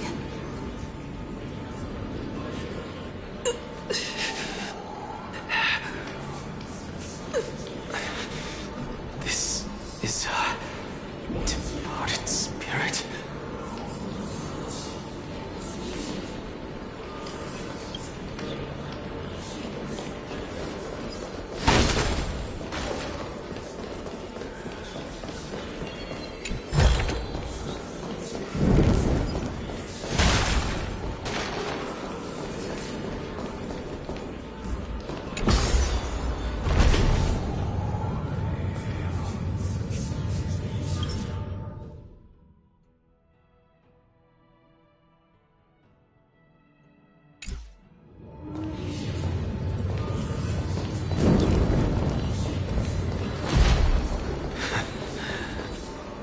Enough about me.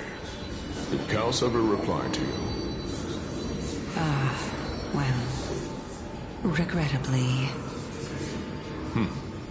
Seems like the price of becoming a demigod is a lot heftier than we thought.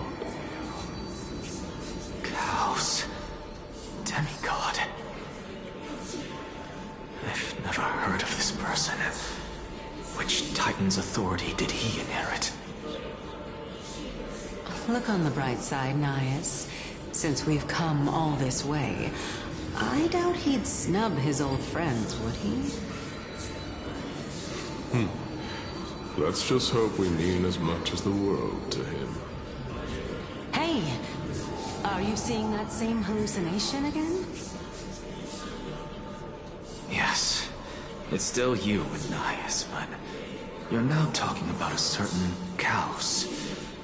I'm guessing he's one of your companions? Kaos? This name sounds just as strange to me. Never mind. I think I know what this is about. If things are as I thought, then they aren't hallucinations, but the souls of people. What? But if those are the souls of the dead, then what am I? Beats me. For all I know, you're just an illusion I conjured up in my dying moments. Let's just keep going. As long as I take in more sights and hear more stories. Know your limits. Wander too far among the dead, and even I might not be able to save you.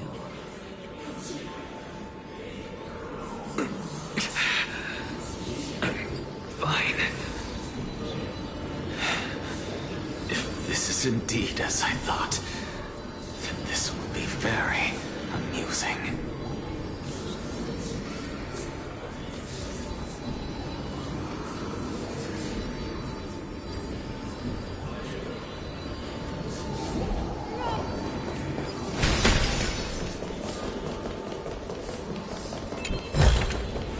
I want to make something with it. But what do you make? So...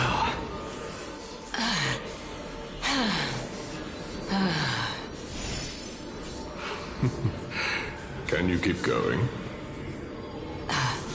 Of course. I'm just... If I knew we had to climb a mountain, I wouldn't have come along with you. I guess this also counts as one aspect of the world-bearing burden. If Amphorius does have a next life, you may want to get your body in shape. Keep your sarcasm to yourself. I'm not getting anything of value from them. I would sooner throw myself off this cliff and hit rock bottom than exercise even a little. I am Calypso of the eminent Seven Sages, after all. Training would make me no different from those Helcalithist barbarians. Calypso. She's one of the Seven Sages. A member of the Grove? No, she can't be. I would know her name if she really were one of the Seven Sages. Hey, Circes. Does the name Calypso ring a bell? Circes? Dagon? Doesn't matter. I can do this myself. Looks like I'm nearly there now. The land of the dead.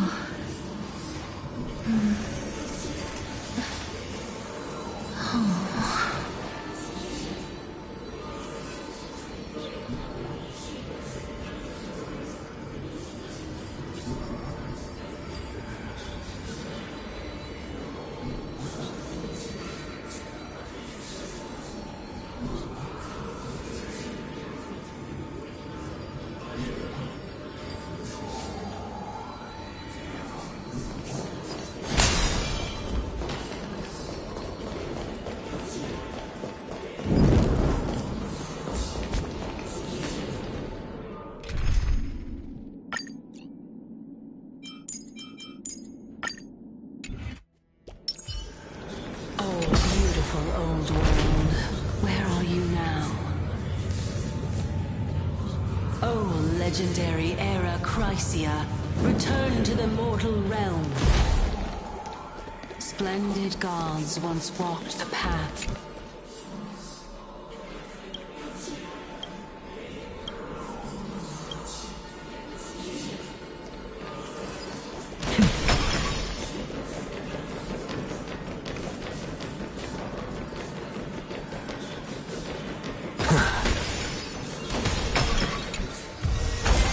Not too shabby. Useful for alchemy.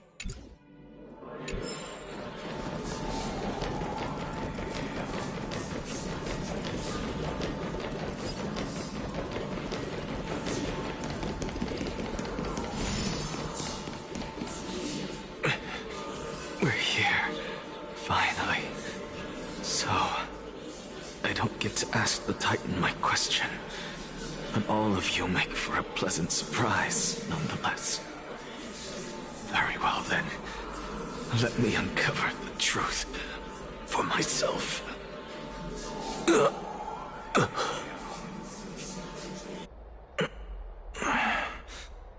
I still fail to make it in time? Huh? So, I'm back here again. This is... I can hear it. I hear it from the depths of the tides, behind the closed doors of the void world. A voice ready to tell me something. This time, the voice is a lot clearer than before.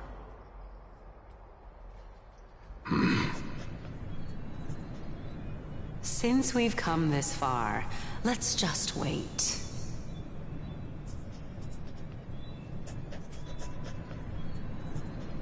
Lord Nias and Miss Calypso, are you both here to visit Chaos too?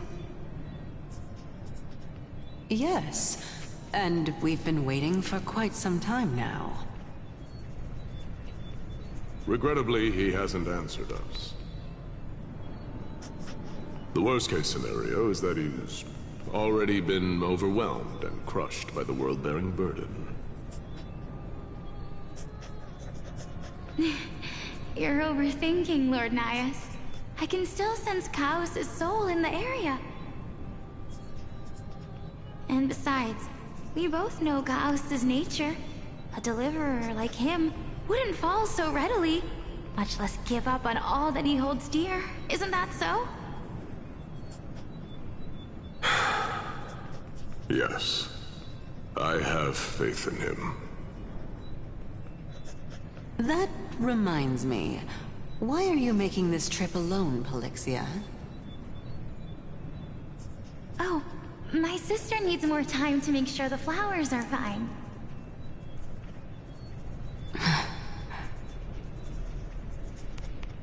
Such a pity. Both of you have hearts kinder than anyone else. Yet you are born only to take over Thanatos' divinity. Everything that I see and hear this time has left me shaken to the core. What may seem like a mundane conversation is in truth a once-in-a-lifetime exchange that has revealed the ultimate answer to Circe's question. The conjecture has taken shape and must now be solidified into a theorem. Next, I only need to seek verification from Kefali. By doing so, I can answer Circe's question and reclaim my body. But no, I will not do that. That isn't important. Because another one of my conjectures, one that I have always dreamed of proving, has been proved right this very instant. Fusing a mortal soul with that of a Titan to replace said Titan is not a ludicrous idea after all.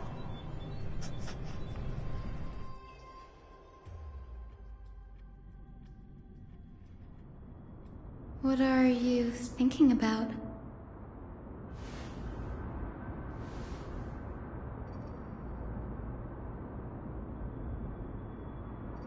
Is that so? You don't look the slightest bit amazed, though. Plus, you seem to be strangely familiar with the city around the Great Tree.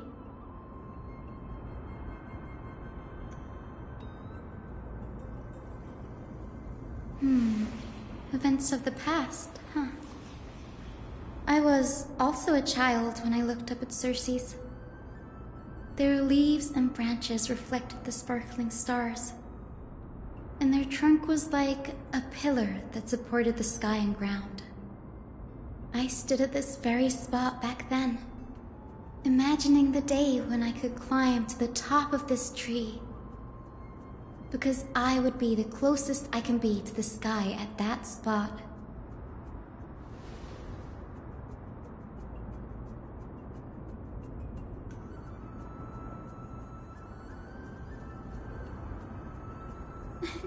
Don't read too much into it. I mean, can mortals even hope to reach Aquila's realm? They're a strict and draconian god. Nothing like Circe's. Reason is willing to share what is theirs with others, but Sky only expects people to revere them. You get what I'm saying, right, Denny? After all, the titan that imprisoned you and Grey here in Amphorius is none other than Aquila themselves.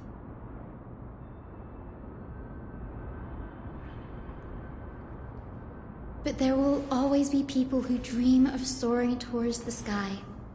The Grove has a wealth of research on Aquila, and that is exactly what we are here for. It's just, I never thought Grey would meet with something like that before we set off. As a physician, I should have been there by his side.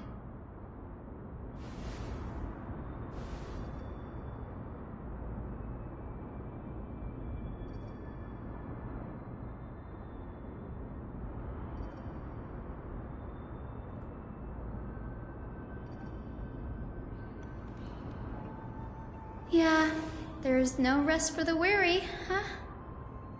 In any case, what we're looking for could be anywhere in this enormous grove. Let's split up to cover more ground. Danny, with your skills, I'm sure those monsters born of the Black Tide will pose no threat to you anyway.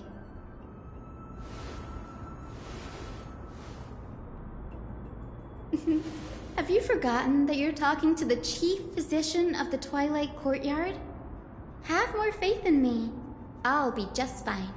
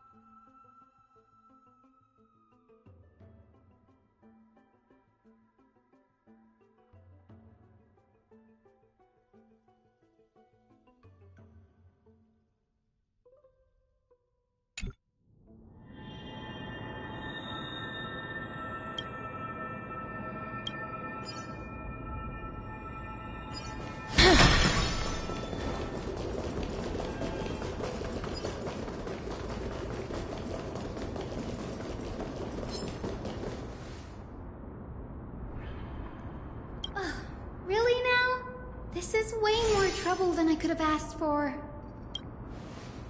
Or you could sit back and watch. I'm kidding, Danny. Lend me a hand, pretty please? All right.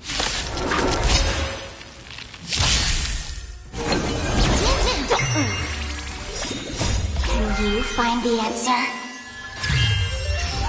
Root here. Spend freely.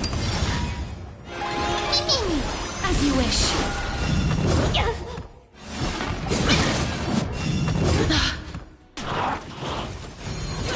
No dirty. Watch your head.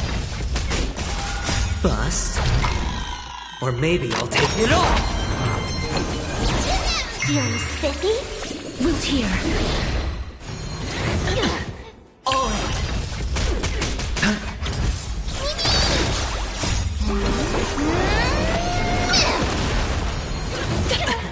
Watch your head. Can you find the answer? As you wish.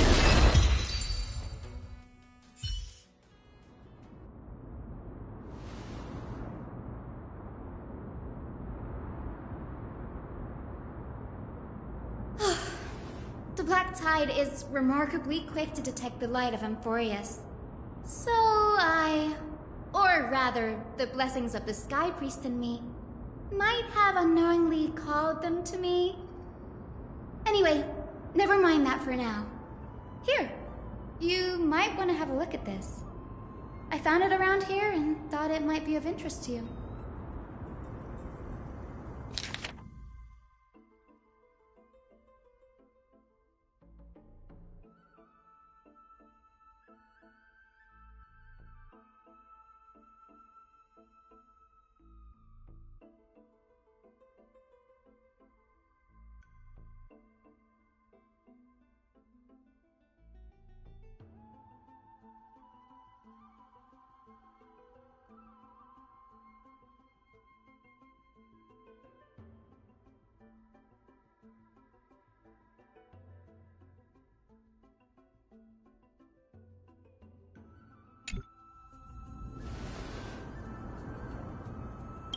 This is new. I didn't know Professor Anaxa was researching the sky.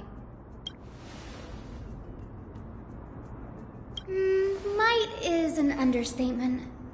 Anaxa has never been one to venerate the gods, nor has he ever found it within himself to put any faith in the prophecy. People have come to think of him as a heretic. even in a place as liberal as the Grove. Yet, it is also this very blasphemer that Cersei's favors. Fate sure works in mysterious ways.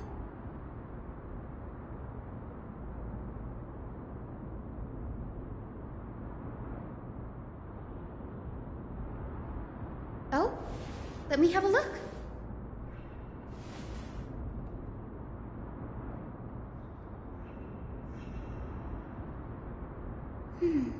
By the looks of them, these scrolls are records of two conversations that took place in the same setting, one after the other.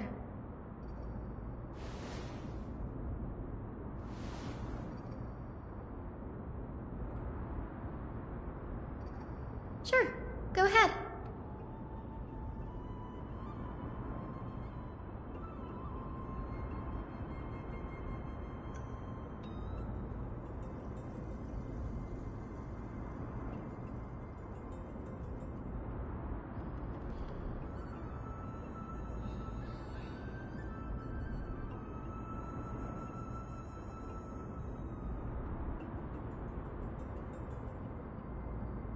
The Grove of Epiphany is home to 7 schools of thought.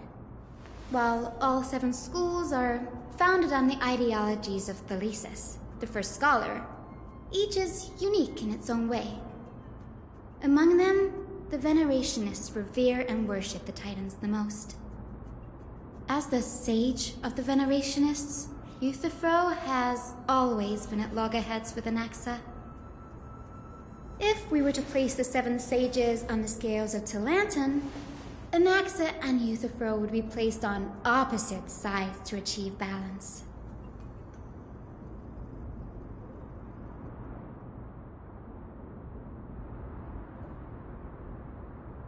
Nearly everyone in Amphorius has heard the story of the skyships by now. Aquila's stature is loftier than the heavens, and their divine retribution is merciless. That's why it's no use building giant skyfaring ships. Oh, but I do wonder if a supercharged mini treaty cannon could slip past their watch.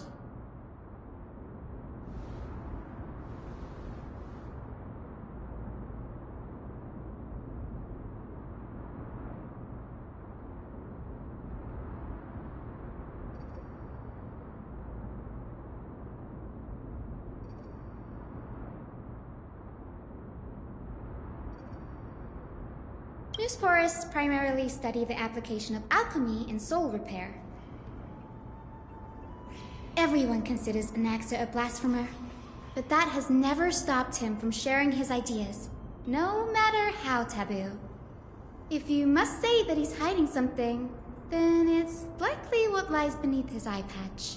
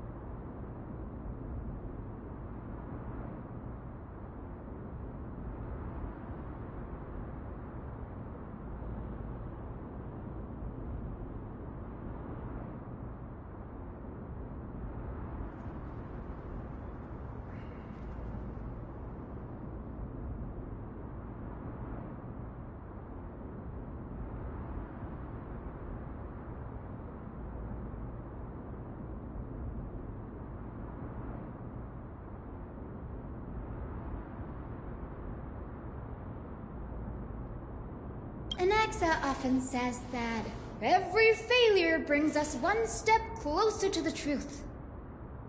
Perhaps, to him, the crash of the skyship carries a different interpretation. The firmament is not impenetrable.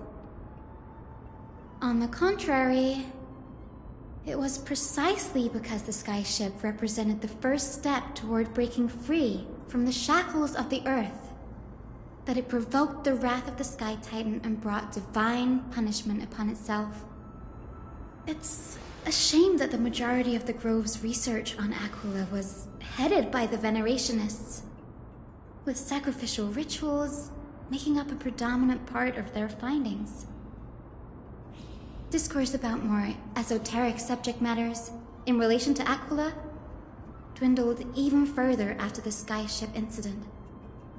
So much so that even this scroll is completely new to me.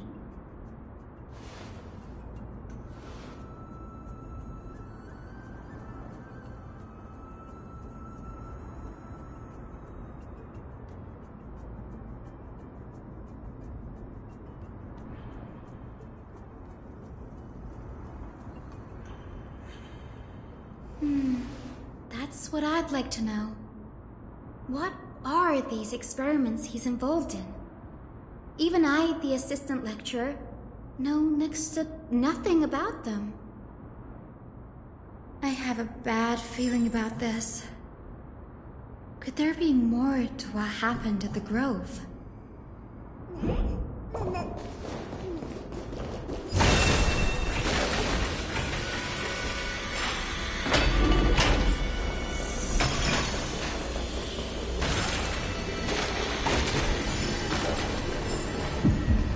This is the Library of Philia, a place where the Grove stores its collection of tomes.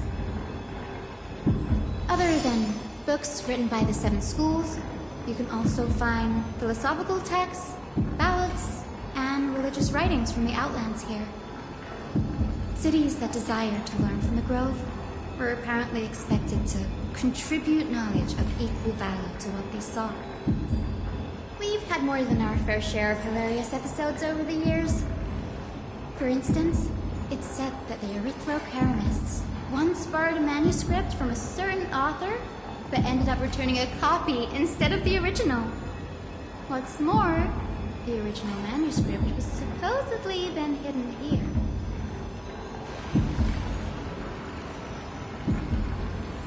Nice. No need to hold yourself back, Danny. You can just tell it like it is. Their behavior was no different from bandits.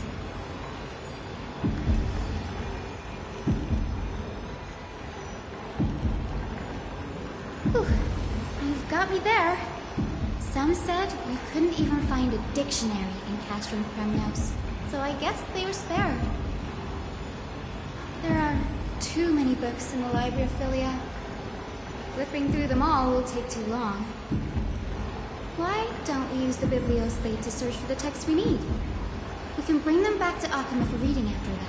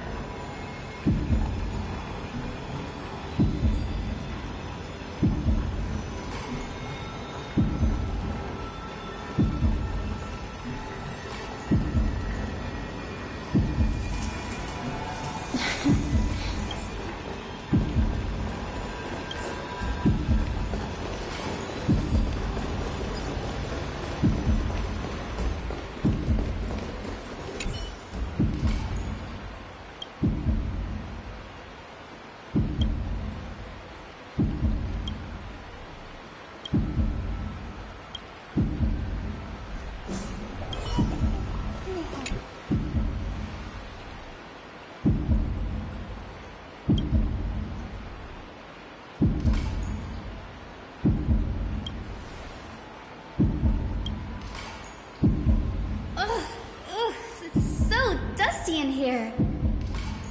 Whoa. Are these all complaints about him. I can already see what they must have written. Anaxa has no respect for the gods. His very existence undermines order in our society. They're probably all things like that. Why else would they call him the Great Performer? When Anaxer established his school of thought, the first thing he apparently did was read his own work to everyone. Are the Titans truly an accurate reflection of what humans think gods should be? Worlds created by gods are indubitably perfect, but what of Amphorius? Only foolishness and insensitivity everywhere you turn.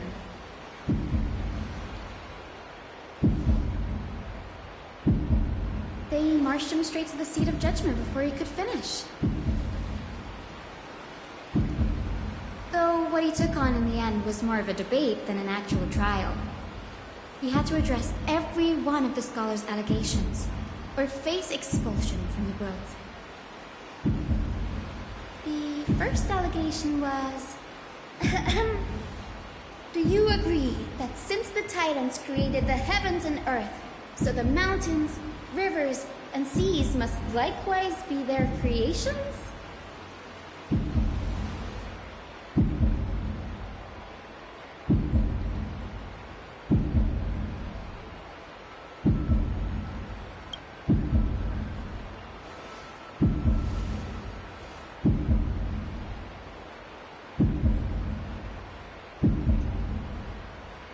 Anaxa would have probably been spared a lot of trouble if he had answered this way.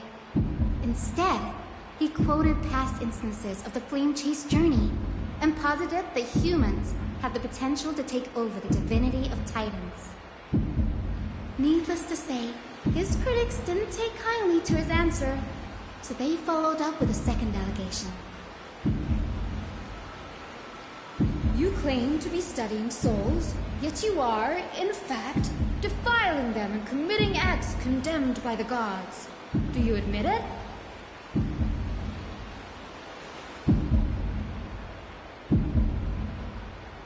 Anaxa always wears an eye patch, never removing it, even when alone. Some say he used one of his eyes as an alchemical ingredient. Every being in the world owes their safekeeping to Kifili, and this is even more so for the Chrysos heirs who have divine blood coursing through them. If he has really done something of that nature, then it'd indeed be sacrilegious. Thankfully, they had no way to prove it, so it amounted to nothing more than an allegation in the end. One by one, Anaxa engaged in wars of words against those who would challenge him. Toward the end, a scholar asked him, Anaxagoras, have you any respect for the gods? It was only after a brief silence that he answered, I have never denied that Titans are meant to be noble constructs.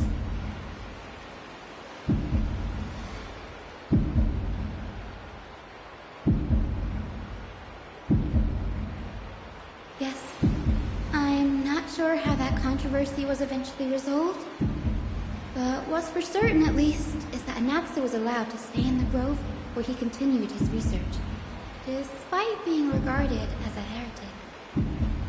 By the way, this stack of complaint letters has reminded me of a place in the grove.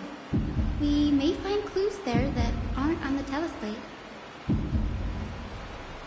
I'm talking about Anaxa's alchemy lab, hidden between the cornerstones.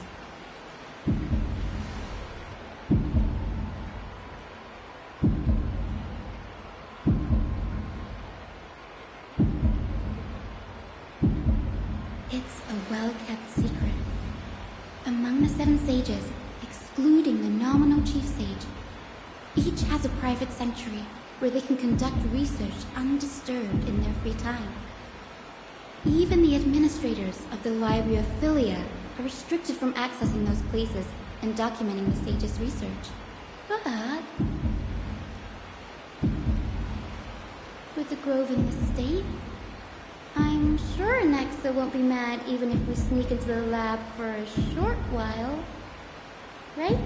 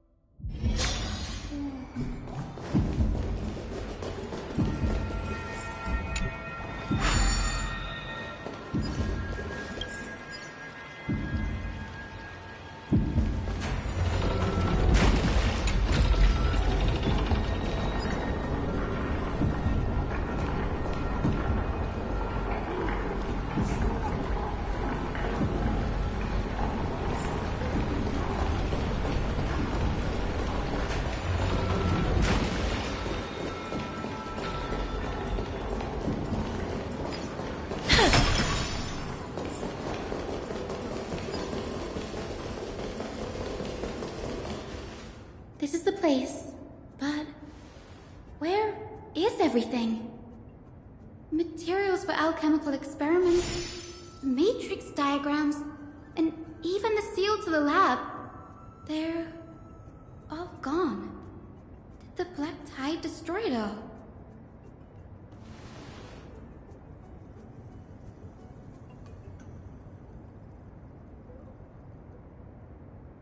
No, not even close. Not only are alchemy experiments high-risk activities, but Professor Anaxa also has a penchant for using bizarre materials. Students often saw him walk in looking right as rain, but come out covered in soot with his hair singed. Naturally, no one dared to come near this place. Huh? That bookshelf over there seems to be the only thing still intact.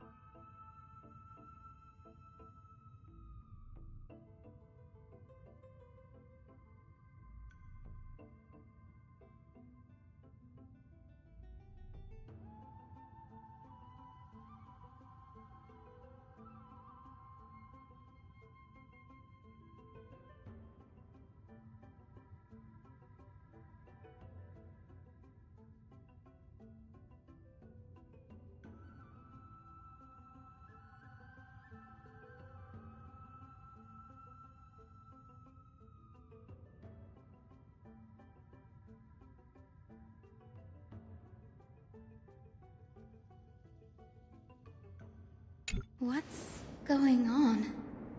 Anaxa is conducting research on our friends in Alchema and... me?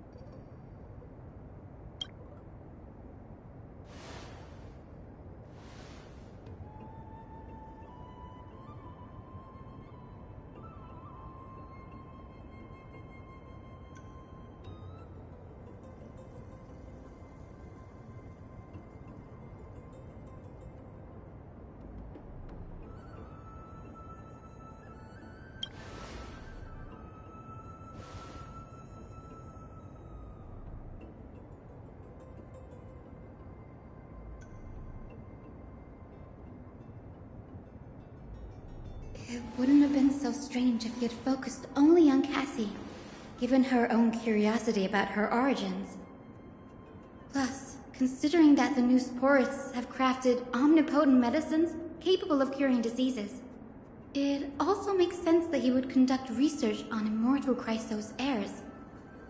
But now, it seems Anax's objective was never to create medicine, but to identify the origin of the golden blood and figure out its inner workings.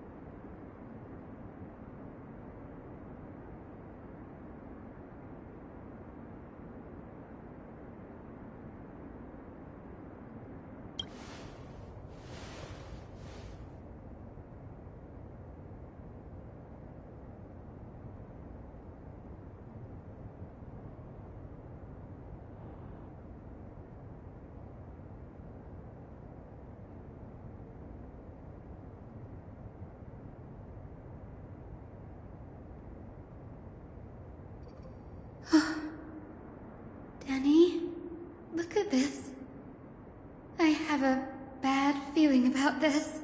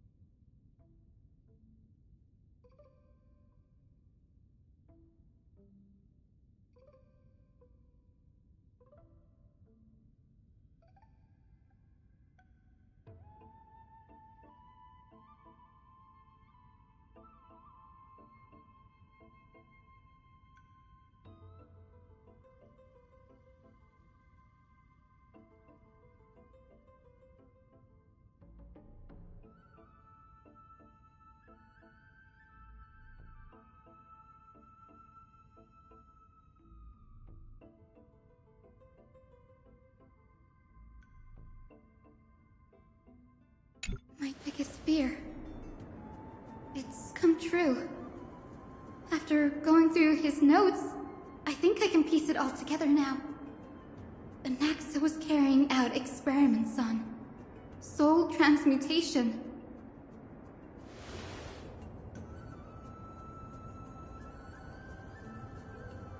Yes, this is what he was secretly conducting research on. Something he had to keep hidden from others. Compared to his public speeches, this is the real blasphemy. Oh, I just thought of something.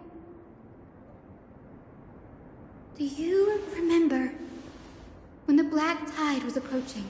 The Grove had planned to send Cersei's core flame to a safe place. but an accident happened along the way, and Anaxa lost his life in the process?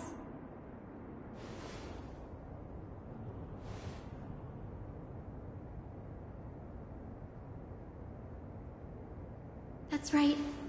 But what if Professor Anaxa's fusion with the core flame of reason wasn't an accident?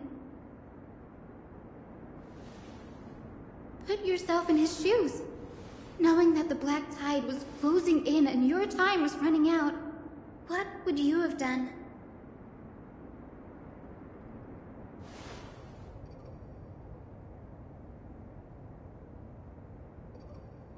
Exactly.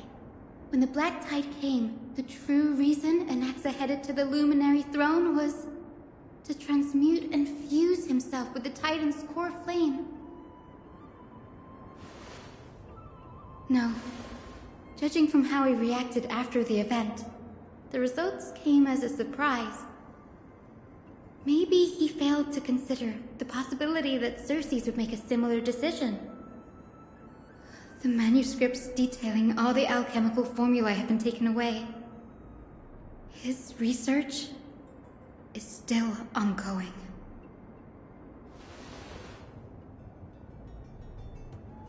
Like what? There's only one Titan left in the world now. No. No way.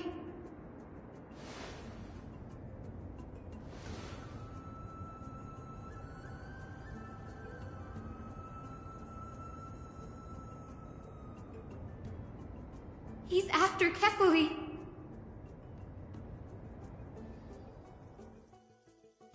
Sir, this sky above us, it's not real, is it? Of course not. This is just an image from a projection device used for educational purposes. A simple trick. The day-night cycle has been lost to this world, so that students like you may still learn about the night sky. Astronomers have harnessed the Titan's miraculous power to manipulate the light, projecting the nights of the past here for you. Much like how the sky above the Holy City is also illuminated by Kefali's dawn device. So, the skies of Akama are fake too. You mustn't conclude that, Anaxa. You should know that only a child would expose a trick and be proud of it. Often people know more than they let on. They simply choose to feign ignorance because they have no other choice. Then they're just deluding themselves. People believe in Kefali's tale of Genesis, accepting wholesale whatever the priests preach. But we're different. We've already walked out of the firelit cave of ignorance. We have already realized that we live in a world where Titans make the rules. Even when we look at the sky, we're only seeing what they allow us to see. Rather than gazing at this mockery of a night sky fabricated by them for the rest of my life, why shouldn't I be the one to take control of the projection device instead? So much time has passed since you sowed the seeds of doubt in my heart, child. Many a night, I find myself penning down all my theories and wild ideas, only to burn them to ashes when I open my eyes in the day. Why? Because we'll face death by burning if word gets out? As a sage of the Venerationists, my soul has already become inextricably linked to the great tree. Every word I say and every move I make is certain to influence every leaf, every branch, even the tree itself. But above all else, my days are numbered. Instinctively, I have my doubts about the golden blood and the human soul, yet I have no means of verifying them. The golden blood in my veins is woefully thin, and I am loath to waste what little time I have left obsessing over a hypothesis that cannot even be proven in the first place. But I can, sir. I can do it for us. The time is right. Give me all that I need, and I shall accomplish this grand feat on your behalf.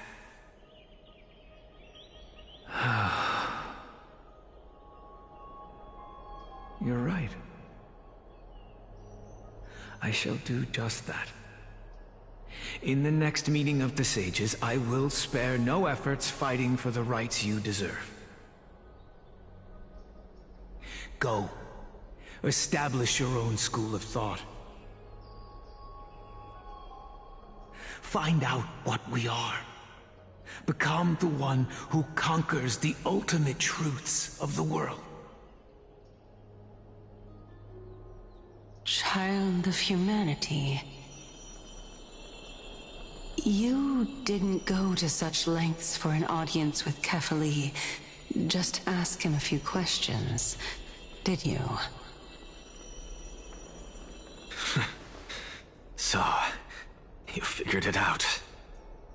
If I were as foolish as a Dromus, perhaps I'd throw myself down and prostrate before their greatness, begging for the gods' prophetic wisdom.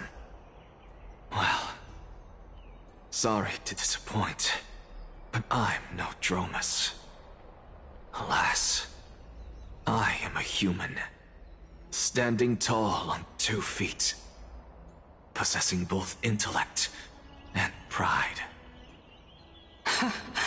Before such power, does it make any difference whether you're a human or a Dromus? I'm sure you're familiar with the story of the Styxians. When the raging waves threatened to swallow them, they didn't just give up and become sitting ducks.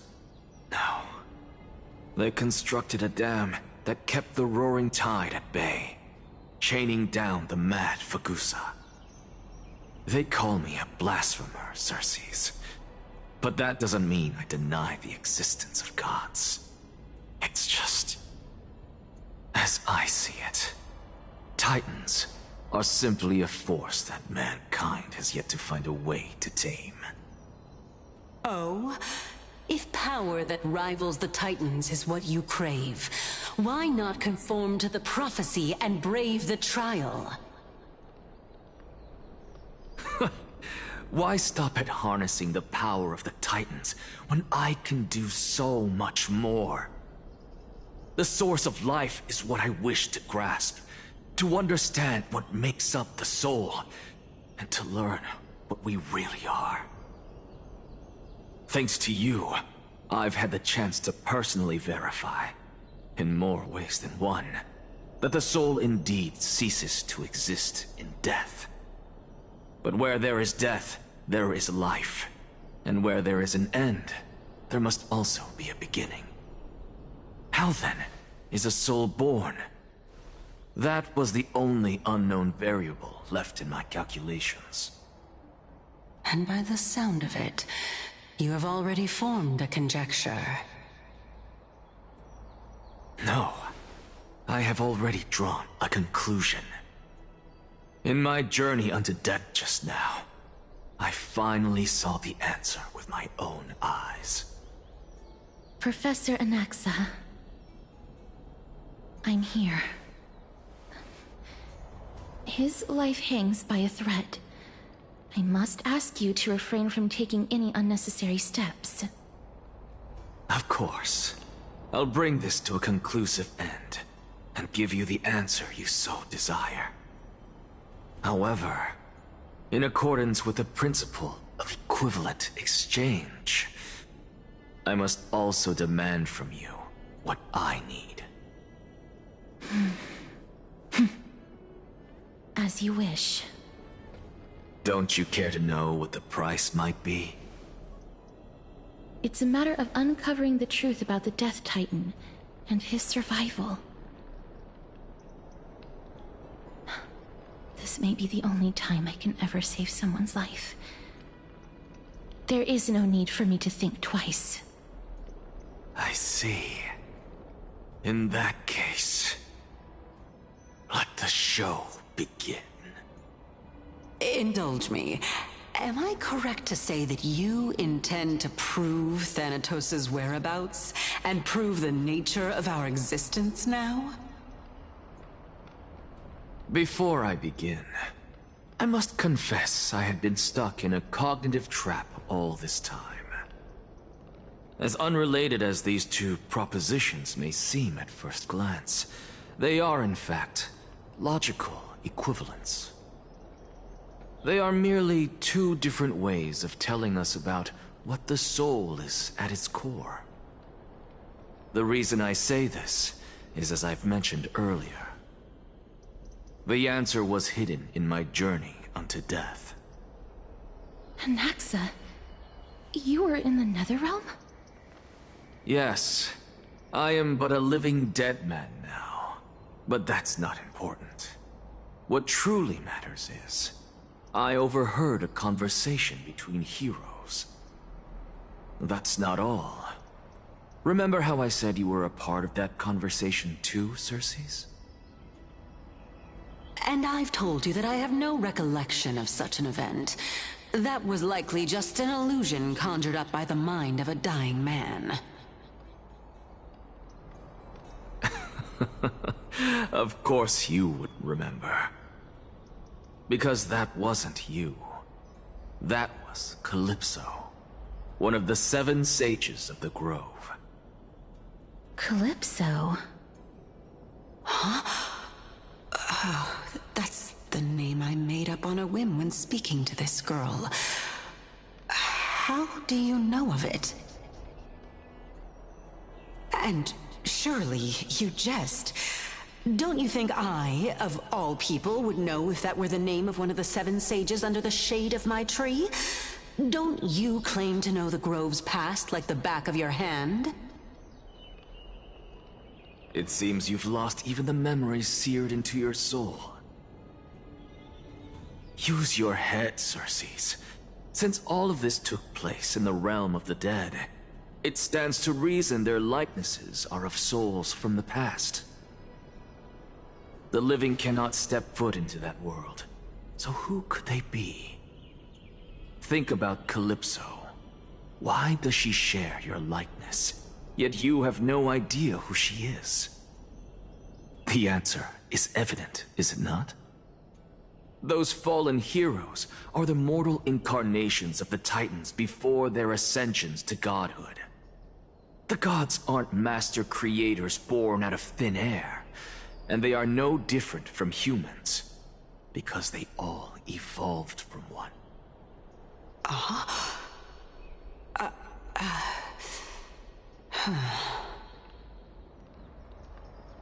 Does this answer disappoint you? Yes, because you've answered nothing. If I truly was once human, as you claim, then where do the children of humanity come from? Even on the off chance that you speak the truth, this brings us no closer to grasping Thanatos' whereabouts. How are we to find them? I knew you would say that. But it matters not. I know what I'm doing. Actually, why don't we have this supreme being standing before us tell us everything? You can revive a Titan? Humans cannot return from the dead. Neither can gods. But all we need to do is look at this from a different perspective, and the problem will resolve itself. The solution is simple. Just like what you did to me. If I'm reborn as Kefali, I can rebuild the world and all within it as they once did. Simple, is it not?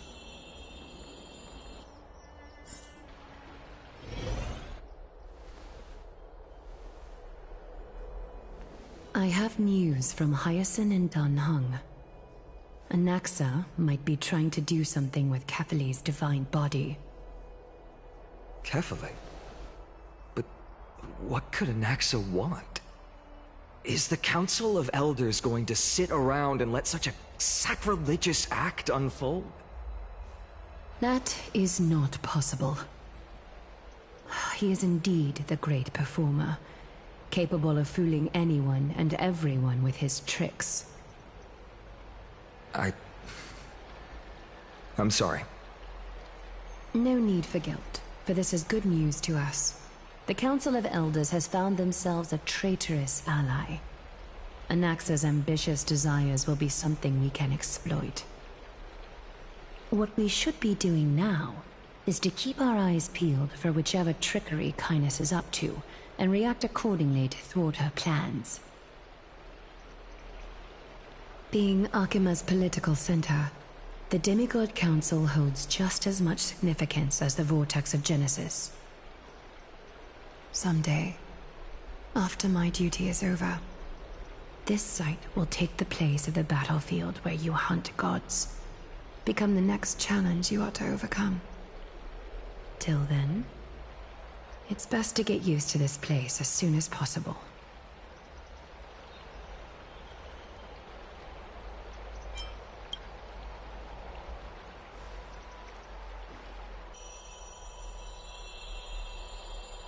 Preposterous!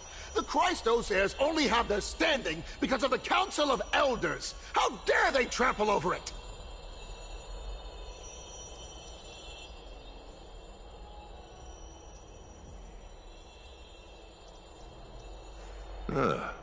It's been a while.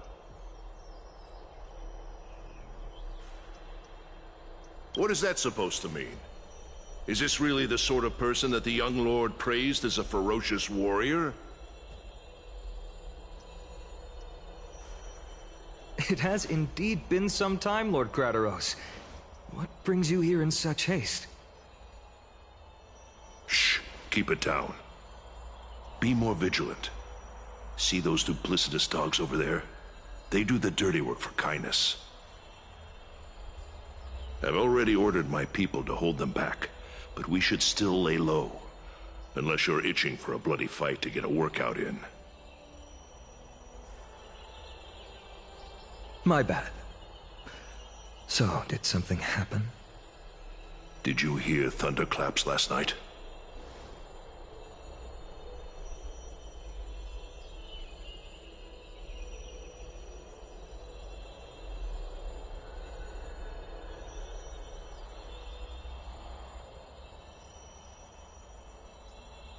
Thunderclaps are beacon signals of strife.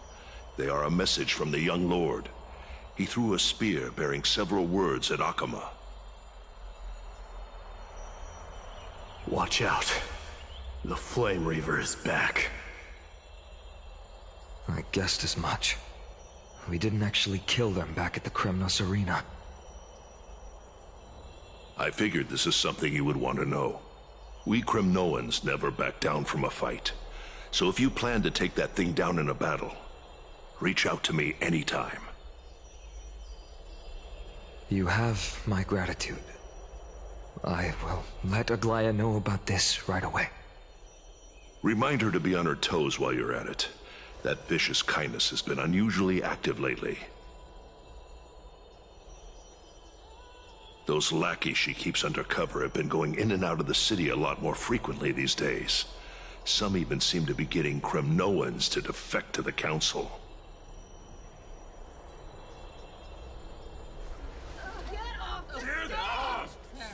How dare you! No place there!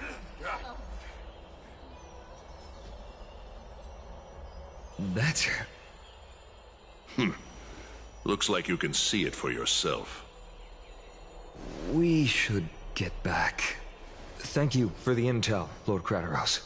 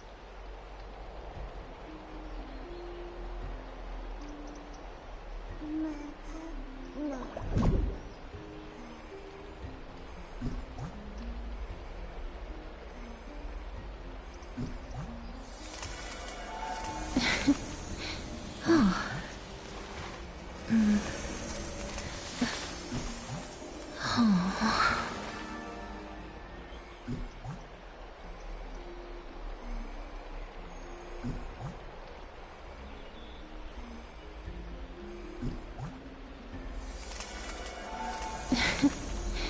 Oh.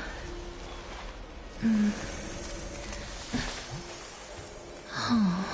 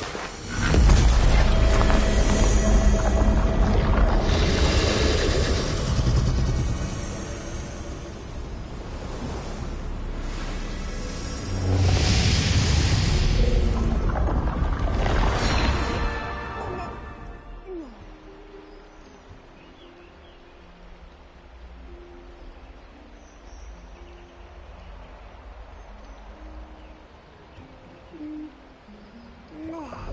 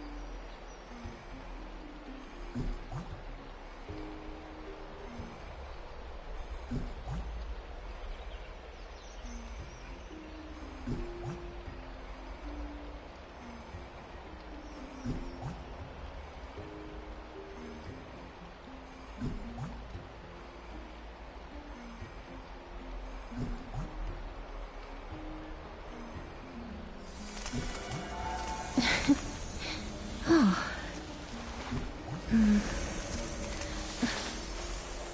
Oh. Oh.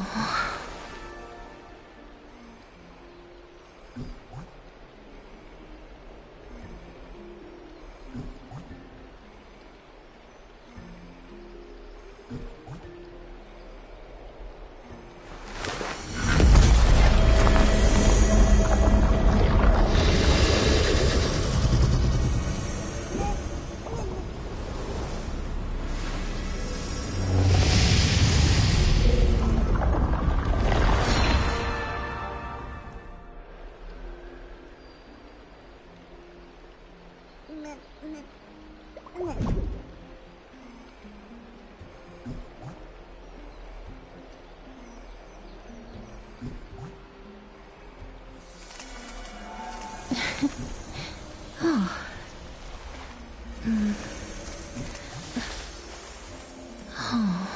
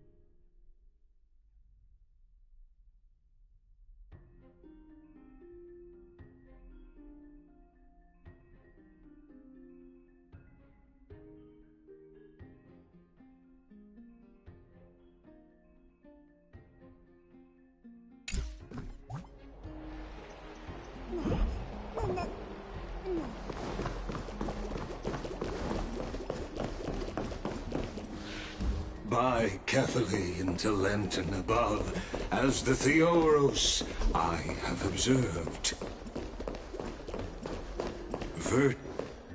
Aglaya, what happened here? I know about the poisonous fangs of that king snake through the golden threads.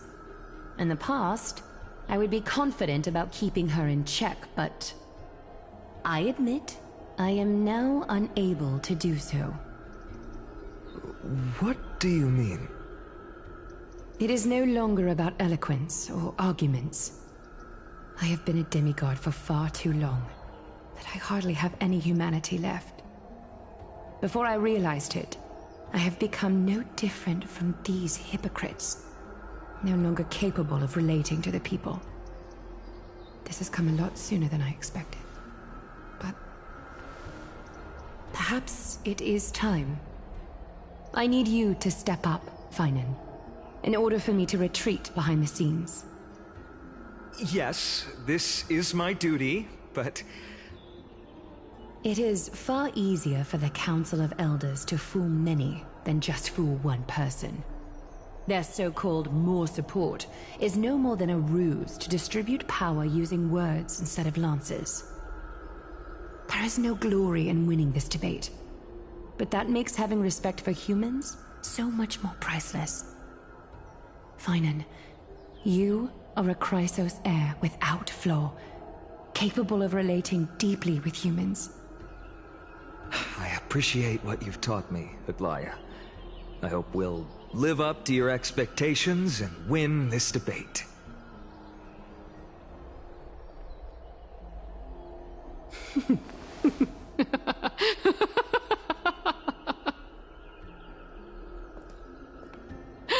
Oh, you've done well, Lord Calictus. Let me take over and personally close this debate for today. Dearest counselors, let it be known that I sorely miss the blissful times portrayed in lyrical poems. Back then, Amphorius was home to nearly 1,000 cities, each with their own local faith, while gods walked the earth and shared close bonds with humans. Yet, in the present, people from all over are forced to leave their homeland to seek refuge in the holy city, where they hope to rest under Kefali's protection.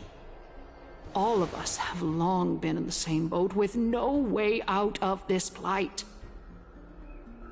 We didn't have a choice in the past, but now, the Council of Elders brings to the table a new possibility. All I have left is one question for you. Would you rather strive toward the unheard of Era Nova, or return to the prosperous Era Chrysia of our past? Make your choice. Now, which of the two would lead mortals to an ideal future?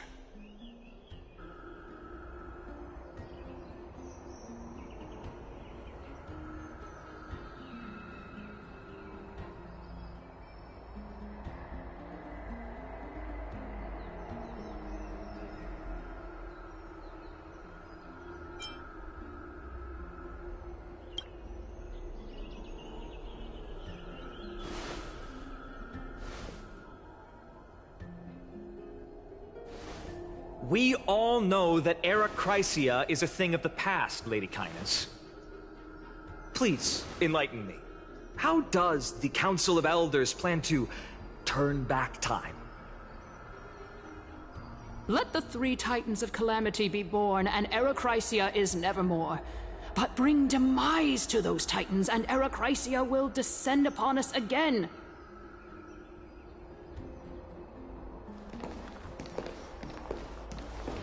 Know that the Council of Elders is never one to make empty promises. Look at who we have on our side. Anaxagoras, one of the Grove's 7 sages, and Castorus, Idonia's goddess of death. With the help of these 2 heroes, I can promise all of you that Era Chrysia will exist once more. Aren't they Chrysos heirs?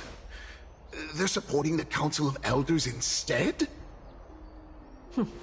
It's clear from the start that these heroes do not get along well in their group.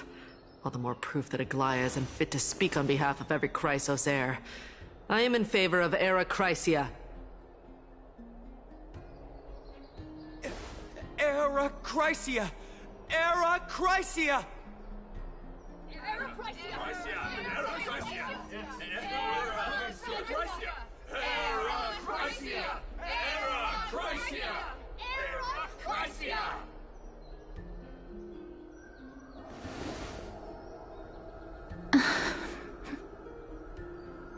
Castorus?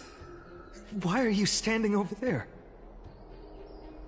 You finally arrived, Naxa. So have you, Cass. Don't worry, Aglaya. Well, I know that you have many queries. Could you continue to converse like how the citizens normally do?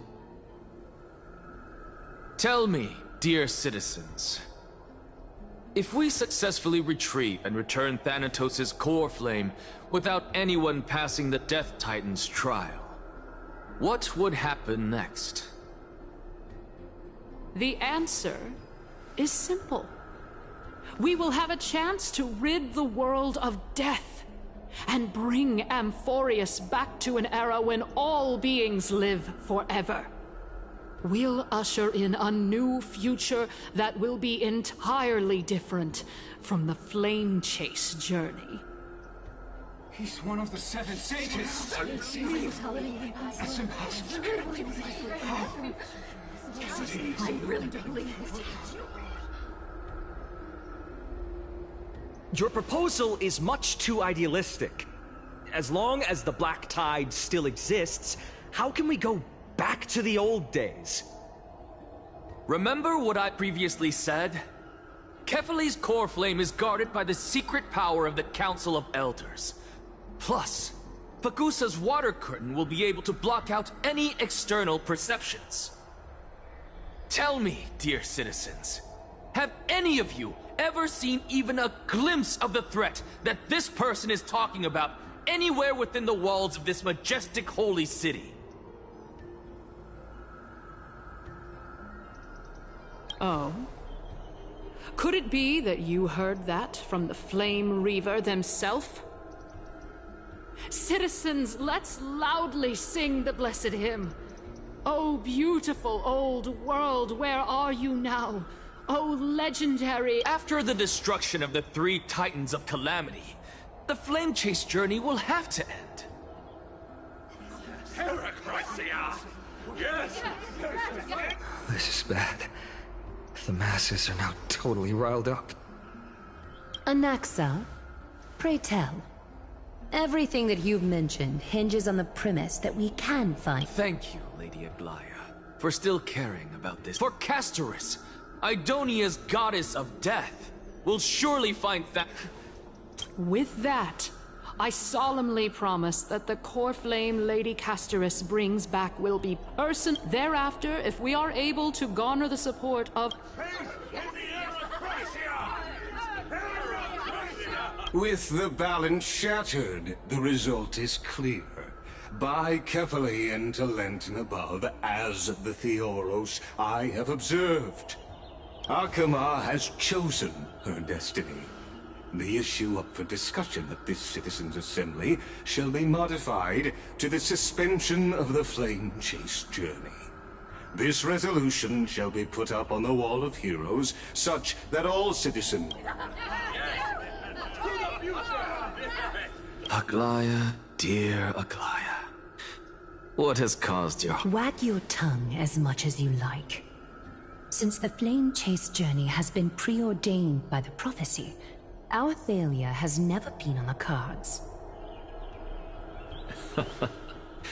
Well then, I guess we'll find out if that's true at the Citizens' Assembly.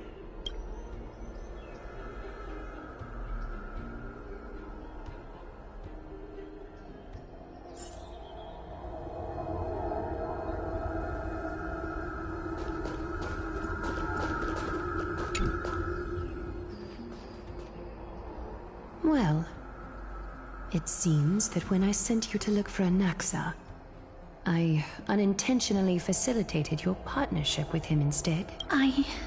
My apologies, everyone. I know that you have many questions to ask me. I will answer them to the best of my knowledge. In that case, please. In actuality, he showed me a past that was both long and heavy. The reason I say this is as I've mentioned earlier. The answer was hidden in my journey unto death. Anaxa, you were in the Netherrealm? Yes, I am but a living dead man now, but that's not important. What truly matters is, I overheard a conversation between heroes.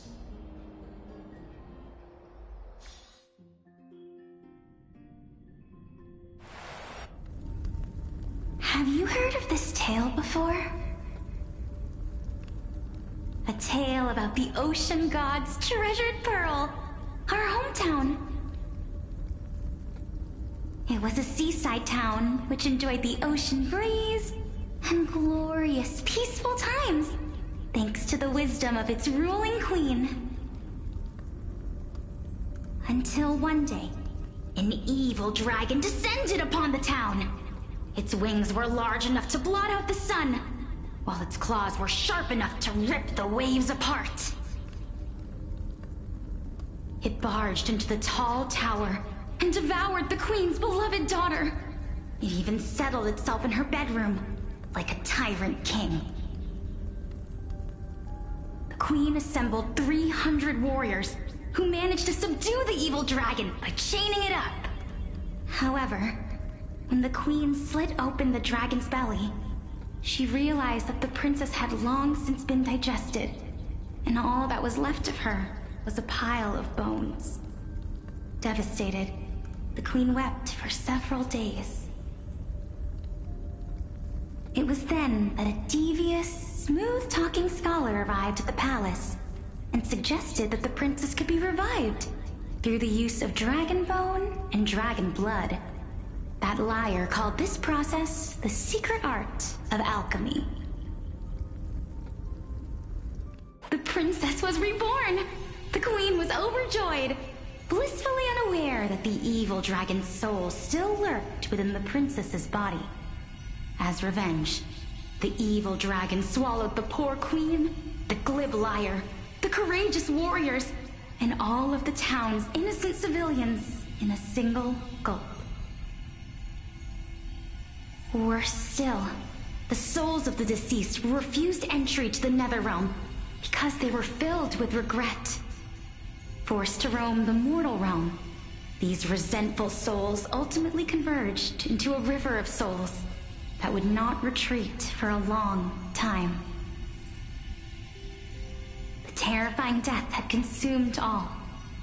Thereafter, our hometown fell into ruin as well. Until...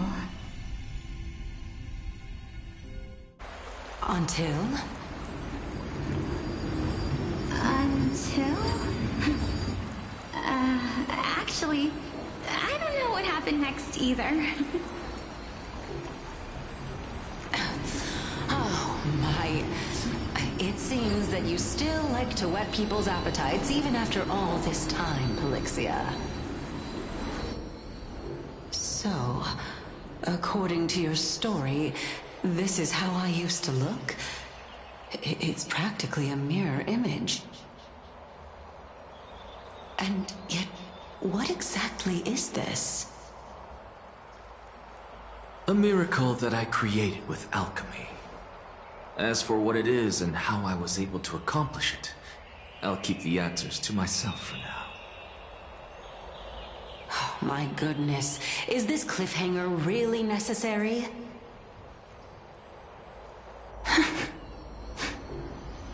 Quiet, Titan. Continue to enjoy this splendid play, and the truth will naturally reveal itself.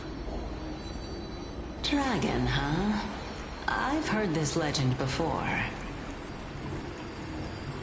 In that case, what do you think of it? I think that this so-called alchemy was a tenuous analogy added to the story by future generations. After all, you've never heard of a tradition of alchemy in your hometown before, have you? Indeed. Before I left home to pursue my education, I never even knew that anybody was looking into this area of study. Therefore, we can just treat this tale as a fable told to young children. A fable, you say? If so, what moral is it trying to impart to the kids? I guess it might be the concept of equivalent exchange? Oh? I thought the moral might be closer to something like honor the dead. Huh. What? At a loss for words? No. I merely realized that we're both thinking of the same principle. If life is priceless, then there is hardly anything else in this world that is of equal weight to it, right? Indeed. As expected of the wisest scholar in the land. You flatter me.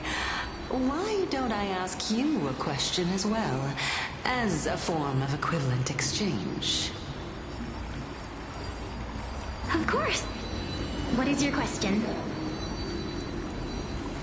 If I imparted my knowledge of the art of alchemy to you, would you use it to resurrect someone you loved? What?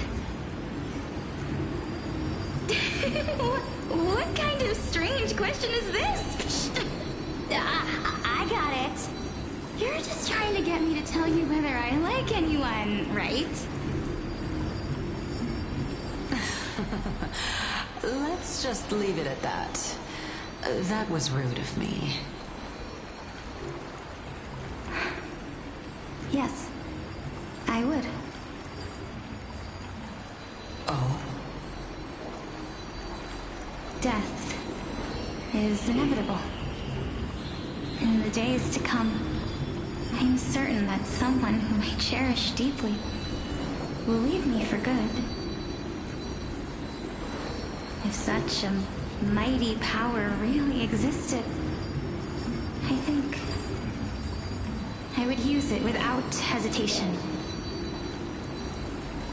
After all, you, me, and the rest will all have to face that fateful moment eventually.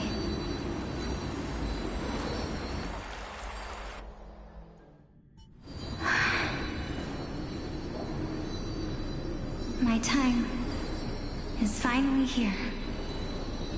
However, perhaps because of my firm belief in the immeasurable value of life,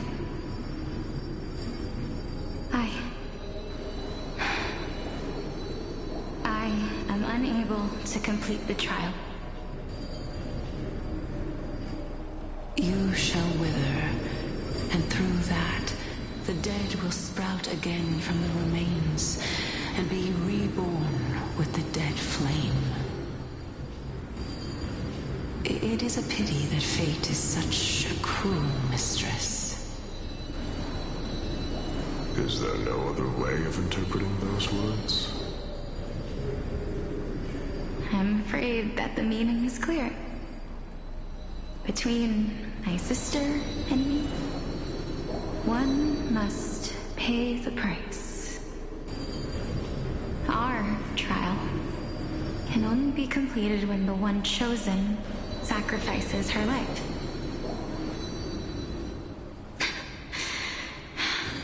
I'm afraid that the prophecy might even have selected a pair of twins for this exact purpose. Fortune makes fools of us all. My sister is prepared to sacrifice herself. And yet, I can't do the same. How absurd. My time is almost up, but I'm still afraid to welcome death.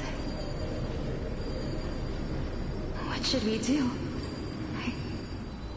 If I'm ultimately not able to make up my mind... Since Chaos is willing to guide all of us and leave this trial to the end, there is still plenty of time for you to ponder. That's right. Don't allow the fog of an uncertain future to cloud your mind. Trial, prophecy, the topics that they're discussing seem familiar. But these three people must not have left their names in the epics. Otherwise, I would have some recollection of this. Amphorius' history before the Titans were born was complete chaos. Is that not strange by itself? I have long held three hypotheses about this. However, let's continue watching for now. Calypso, Polixia, and this warrior. I seem to have met him somewhere before. Regarding this matter, Nias, are you confident that you'll complete your trial? Of course. Though, I am worried about what will happen once I've emerged victorious.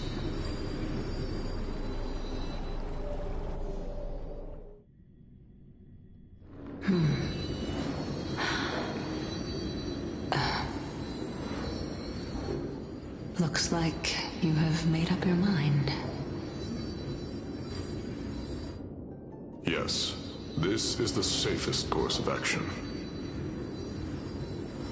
Completely separating courage, honor, tenacity, sacrifice, and reason.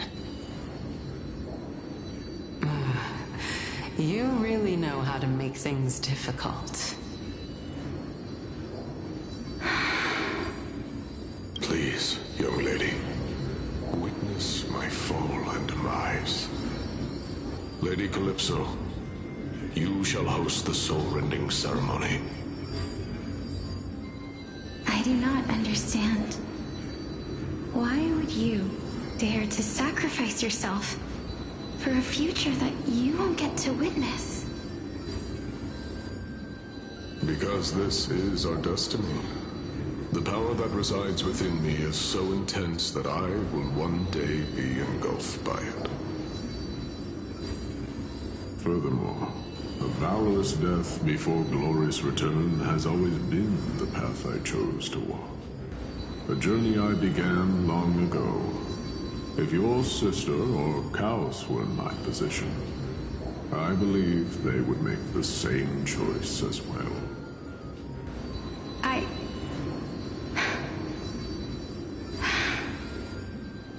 I'm not that brave. I don't know how I'm supposed to face such a serious affair.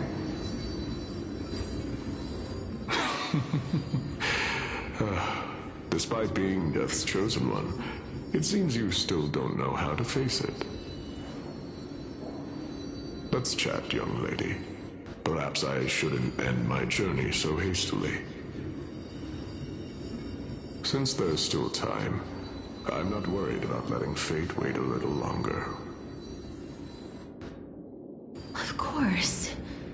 This warrior is Lord Nias. As the embodiment of Nikador's divinity, he entrusted his life to us and allowed humankind to end his madness. That means that what I'm currently seeing before my eyes is, in fact... Looks like one hypothesis of mine has already been proven true. These heroes are the true forms of the Titans, before they attained their divinity. If so, the chosen one of death that he speaks of is actually... Polixia? Is the previous form of Thanatos? But her appearance... If this is true, as long as we can find out where she went, we'll naturally be able to figure out the location of the Death Titan.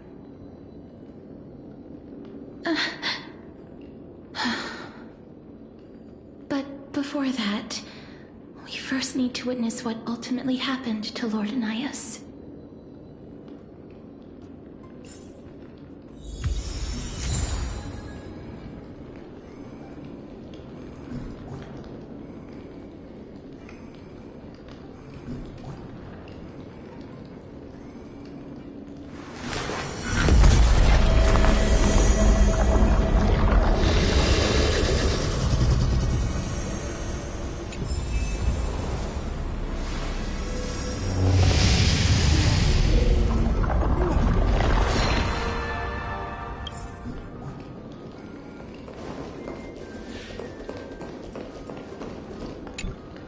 Honor, courage, tenacity, sacrifice. And finally, the only thing that remains is reason. Cheer up, young lady. There is no need to shed... All farewells in this world. No, young lady.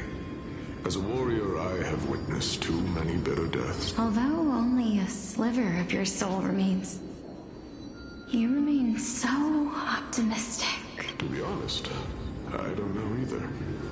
But I am certain of one thing. I am just enjoying what remains of... Enjoying? Indeed. Along this journey that we've taken together, not only have I changed the world, I myself have also changed in the process. And now I have reached the journey's end. When I look back and see the grand epic that I've personally written, how could I not revel in that fact?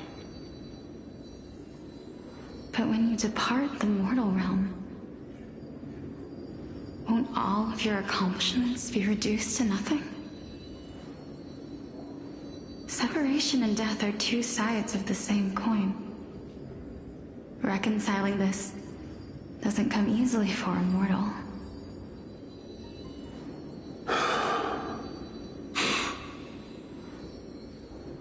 Finally, let me recount to you a story of mine, young lady. The first time I returned from the battlefield, I felt extremely hollow. The calamity had devoured everybody on the battlefield but me.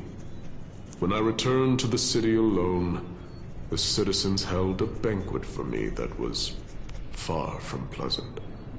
I felt as though I was still on the battlefield, and the person who had returned was nothing but an empty shell.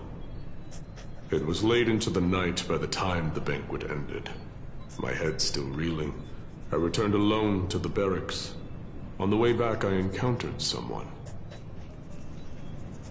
It was a crazed scholar looking at the night sky and muttering to himself by the side of the road.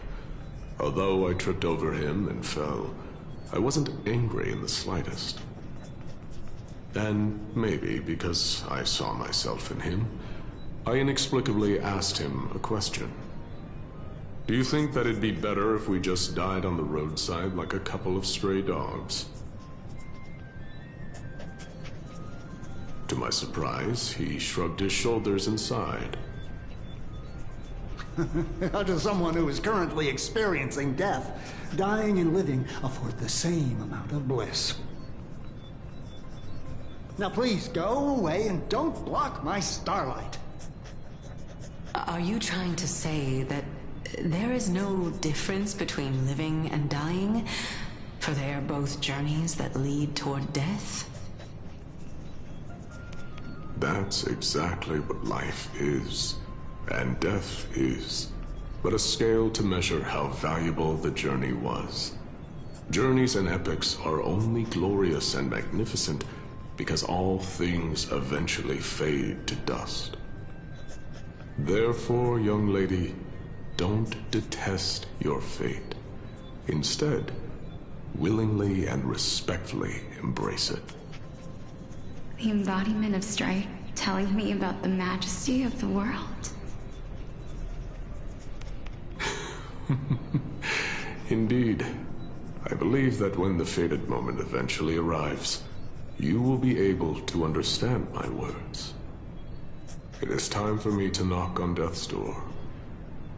I will set up a long table at the end of the road and humbly await your arrival. When that moment finally comes, let us drink and be merry then.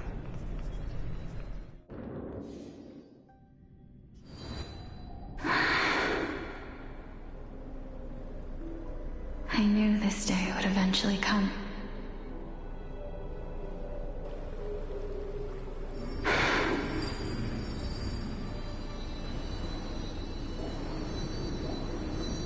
Are the both of you ready? Mm-hmm. Polixia. I'm here.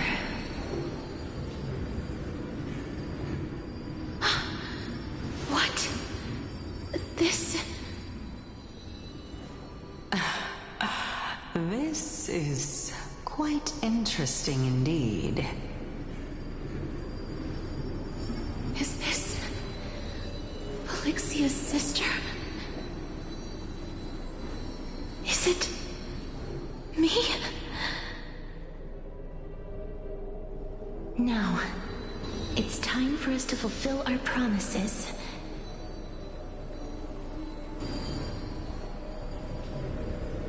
Are you afraid?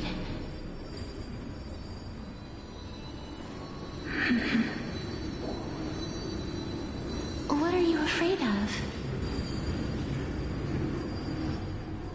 That I won't be able to do it.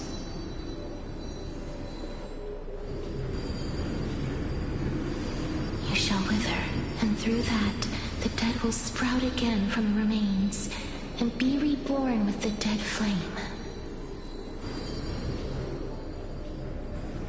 As foretold in the prophecy, and according to our vows, once it all ends, we must face our fated moment head-on. Even if it was prophesied, do we have no say in the matter? It's so unfair. Why are we the only ones who are forced into mutual destruction? Let me do it, sister. Let me be death's sacrifice. I was never long for this world anyway. But you're different.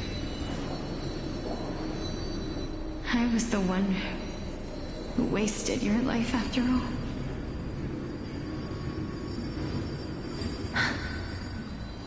You're wrong, Polixia.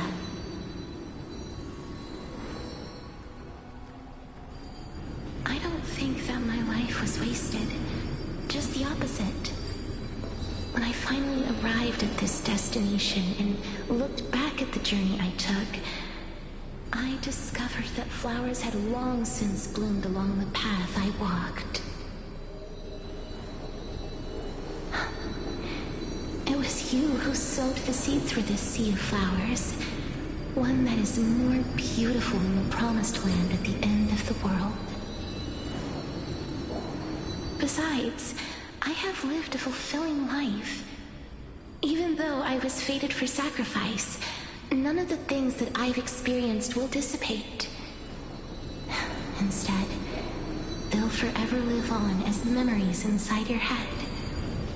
Will they not? How could my memories of you ever compare to the actual you?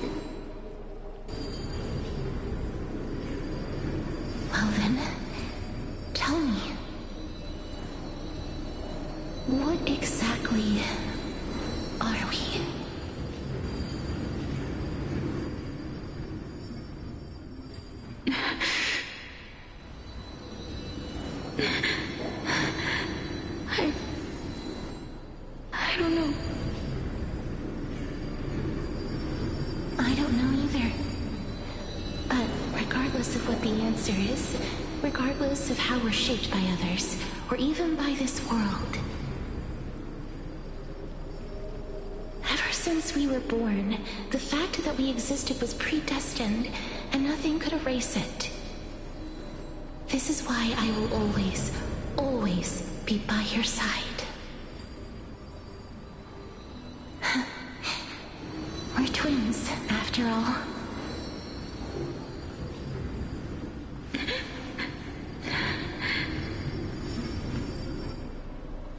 All right, my dear Polixia.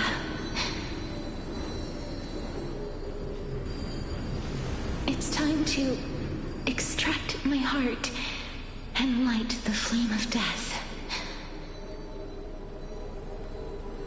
After that, use it to plant the first bud in the prophesied new world.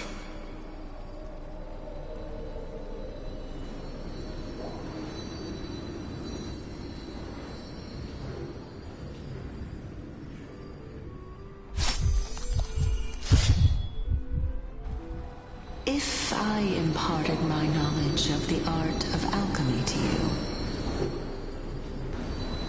would you use it to resurrect someone you loved?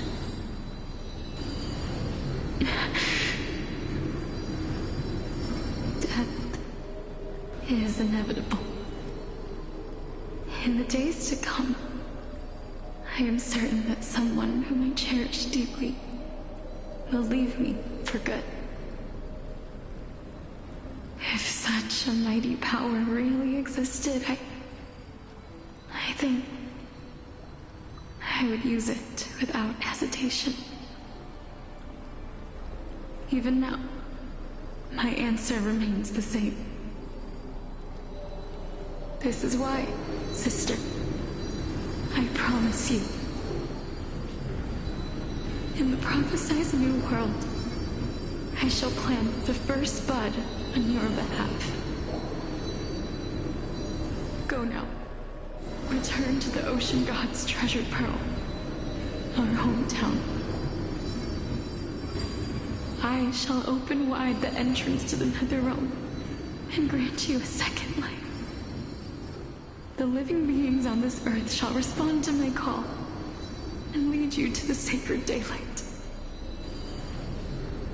Remember, do not look back on the land of the dead, and do not stop moving. In the new world promised by the prophecy, march toward your new life. As for the price of our equivalent exchange, let me be the one to pay it.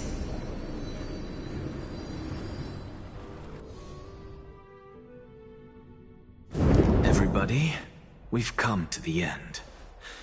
Unfortunately, I am not compatible with the Supreme Being, so I was unable to completely fuse their soul into my own body. However, being able to glean all this from them is exciting enough. I'm certain of this now. Before the Titans that we are well acquainted with were born, a group of heroes roamed the land. These heroes followed a prophecy and took possession of divine authorities one by one, until they eventually became the pantheon of the new world. Just like the flame chase journey of today, Amphorius's history is cyclical in nature. Huh. What a startling revelation. This means that the demigods, who bear the core flames, will also become the new Titans at the world's end, thereby shaping a new world? I believe that this is the truth behind the Era Nova, as mentioned in the prophecy. This is utterly unbelievable. Besides, those twins in the past, even if they really are Thanatos, their whereabouts are still unknown even today. Are their whereabouts truly unknown? Didn't Polixia mention that seaside town? The birthplace of alchemy and the tale of the dragon. In our world, there exists a city which perfectly matches that description. Styxia. But the people there worship Vagusa and bear no relation to Thanatos. I have also never been to that place, as in the time of Idonia, it had long turned into underwater ruins. Take this. This is... the Nusporist masterpiece, the Philosopher's Stone. It was made by transmuting all of the sages' wisdom into a single entity, with their flesh and blood as its foundation. Remember? I've mentioned before that the art of alchemy is all about conversion, tempering, and ascension. This process also applies to the pursuit of truth. Regardless of how unbelievable this sounds, the truths of the world have been refined from the impurities. Think about the story of the dragon. This stone will lead you to your real hometown, allowing you to reform the door to the Netherrealm and discover Thanatos' fate. You still look as confident in your victory as ever. But what if your conjecture is wrong? Simple. I shall merely admit to the entire world that my experiment was a failure. However, my line of thinking will not fail because I have already planted the seeds of doubt into the hearts of the masses. Actions speak louder than words, Castoris. With the assembly about to begin, don't forget the promise you've made. I've already searched for so long. I'm willing to try one more time. While we converse, his life is also slowly slipping away. But before I leave, I have another question. What exactly did we witness just now? That was the world imprinted in Kefali's soul. If we are to prove its existence, you must take the final step. Go. Do not disappoint me. I understand. Hey, child of humanity. Don't get antsy. I still remember the question you posed to me. As a scholar, I do not wish to offer up ambiguous conclusions. Let's discuss this topic again when she manages to find the evidence. I merely wanted to ask, was that stone transmuted from your heart? If so, rebirth is no longer an option for you. Why not? When I was a child, I lost someone dear to me. When I was a teenager, I lost my faith. A while back, although you saved my life, I also lost my soul in the process. Now I'm merely forsaking my body. What's the big deal? Why are you always finding ways to die? Isn't it good to be alive? This is but a necessary sacrifice on my path to transform into the purest of them all. Can someone who's dead even claim to be the purest of them all? Furthermore, if your hypothesis is proven correct, does it not just confirm that the myths are true, and thereby invalidate all your theories? No, it's just the opposite. If my hypothesis is correct, it means that I can actually ascend to godhood and reshape this absurd world that you all have created.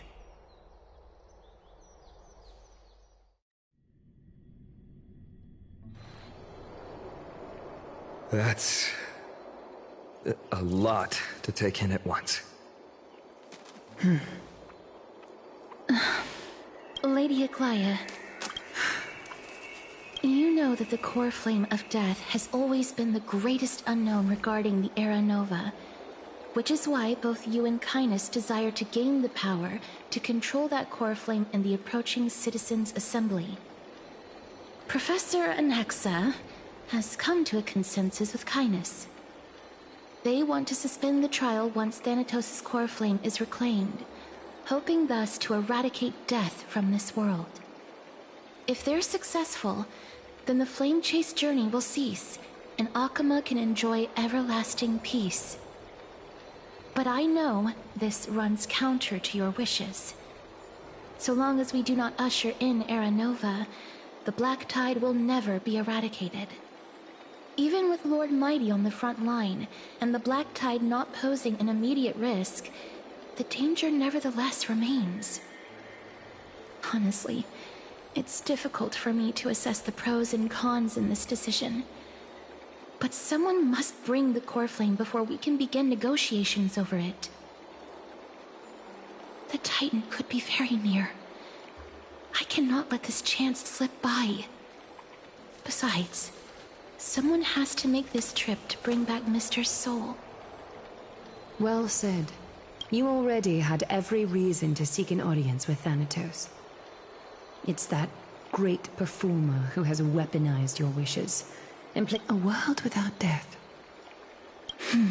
If fate dictates that my path must oppose yours, I will do all I can to resist it. Lord Mighty showed me that without taking the first step, all talk of what follows is moot.